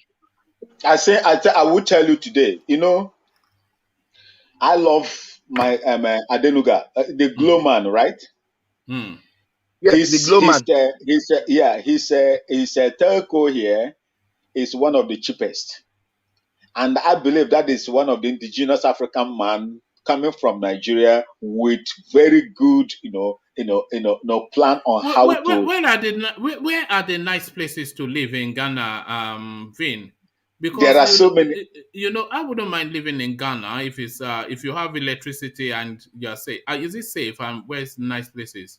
You see, I'm not telling you that Ghana is 100% safe. Let me just tell you, we are. What level of criminality? What sort of crimes do you have in Ghana? Yeah, you see, we have people that still, we have the same. In fact, recently they've started attacking bullion vans here as well. But immediately they did that, these people were men in uniform that did that, and they were arrested within 2 weeks. They were arrested. Do they break into houses? Do they break into houses in Ghana? They are afraid to enter into houses. It's not common. It's not common. And taking of your mobile phone on the road, and their you see, their own is that we are in the stage where they will ask you, the owner will be inside your room and ask who is there, then they will run away. That is how the level. What's the gun crime level like? Yeah, the gun crime level is just there are scanty attacks maybe in mobile POA centers, and one thing that I will tell you is that once this thing happens, they will be traced and they will be arrested at the end of the day, and they will parade them, and you see things working for yourself. And the deterrent is what is making people now not to engage in most of these crimes. Our level of crime here in Ghana is very, very low. One man, I'll tell you, I can take off from Accra by 8 o'clock in the evening and travel about 18 to 19 hours to my hometown without nobody telling me, hey. Even the police will not even tell you, hey, because we know, most of us, everybody knows their rights. So when the police arrest you, when you are 40, you know that you are 40. How safe is Accra? Accra is very, very safe. Accra is very, very safe. You can stay in Accra for the whole 1 month. You have not heard any crime committed in Accra. And if I wanted to live in a rural area, just sort of rural, like 20 miles from Accra, so not too far from the city, but on a farm-like. Yes. I would take you. I would tell you, like, the best place for you to stay. I don't know whether you heard of it. It's a place they call Eastern Region. Eastern Region. The capital is Koforidua, where they have the West African. Does it have a sea coast? Eastern region. No, Eastern region doesn't have a sea coast, but the ones that have sea coast is Western region, where the oil is, the Takrady headquarter. Then you have the Cape Coast, Cape Coast. You have what do they call it? Cape Coast. Then you have Accra. Then you have the Volta region. These are the regions that are within the Gulf area. You see, it is a very good place. It's a very, very nice place. Eastern region is good. Takrade is also good. Accra, in the center of Accra, there is a place where people live, just like let's say VGI. They call it East Legon, where the same community or the same environment where the University of Ghana is. University of Ghana Legon is very nice place to stay. If you all come right. there, you see a lot of Where Nigerians. does Stevie Wonder live? I know Stevie Wonder lives in Ghana. Do you know where he lives? Is it Steve Wonder? Yes, the one with no the blind man, the blind. I don't just know. called to say that Yeah, one. I know the musician, but I do not Yeah. know whether he lives in Ghana. But the No, only he's been living one. in Ghana for decades. Oh, okay. I don't have that. I don't know. I have not read across that. I don't know. I'm not aware of that. But the only person I know that lives in Ghana here that they have a house here is the wife of late Bob Marley, Rita Marley. They have a house, a very big house in a place they call Akosombo. Akosombo area is in Eastern region as well. Akosombo is one of the finest place. You go there, whilst you are climbing the place, the environment is just around. You will be feeling the cloud on top of your head. Yes, that's brilliant. So let me. So yes, Stevie Wonder to move to Ghana permanently because of racism in the United States. So yeah, this would be, yeah, I think he's moved to Ghana. It says Stevie Oh, Wonder okay. has confirmed he's moving to Ghana permanently in an interview with Oprah Winfrey. The superstition singer had mentioned his intention of relocating to Ghana for years, but appears to be finally set to move. So there it is, right there. So I Stevie see. Wonder I see. in a neighborhood near you. So there it It's is. a it's a good thing. So thank you, Vin. It's only you and I left, so I think that is the hint for Yes, us to round it off. that So I will that's seek to good. round it off here. So a few more words from you, Vin, and then I'll start to round it off. So Yes, Vin, I will. the I, last word, yeah. Yeah, thank you very much for having me, one man. And I will ask the Nigerian people, those that are bearing the brunt of bad leadership in Nigeria, to begin to speak up. If you have never been speaking out before, please come out and speak and let your voice be heard. Let the people know that there is someone that is talking for them. Do not allow them to come to you only when they need your vote to vote them in. Speak now so that at least by speaking you will save one or two lives. Thank you, one man. All right, thank you, Vin. Be safe. So that's Vin who had the last word. So in other times that we have been doing these sessions, this has to be singularly the most unusual that we've ever done. But it's gone that way today. So that's the way it has gone. This is what I say about these sessions. You start it and you don't really know how it's going to go. So this has gone this way today, and tomorrow will go almost in a different direction, and it's something that is fluid and organic. It happens in the moment. So that was it in the moment, but that moment has now passed for us to depart to reconvene again. So as they say in France, it is not goodbye but over, so which means see you later. So I'll see you later. The usual protocols: if you have not thumbed up, thumb up. If you have not subscribed, subscribe.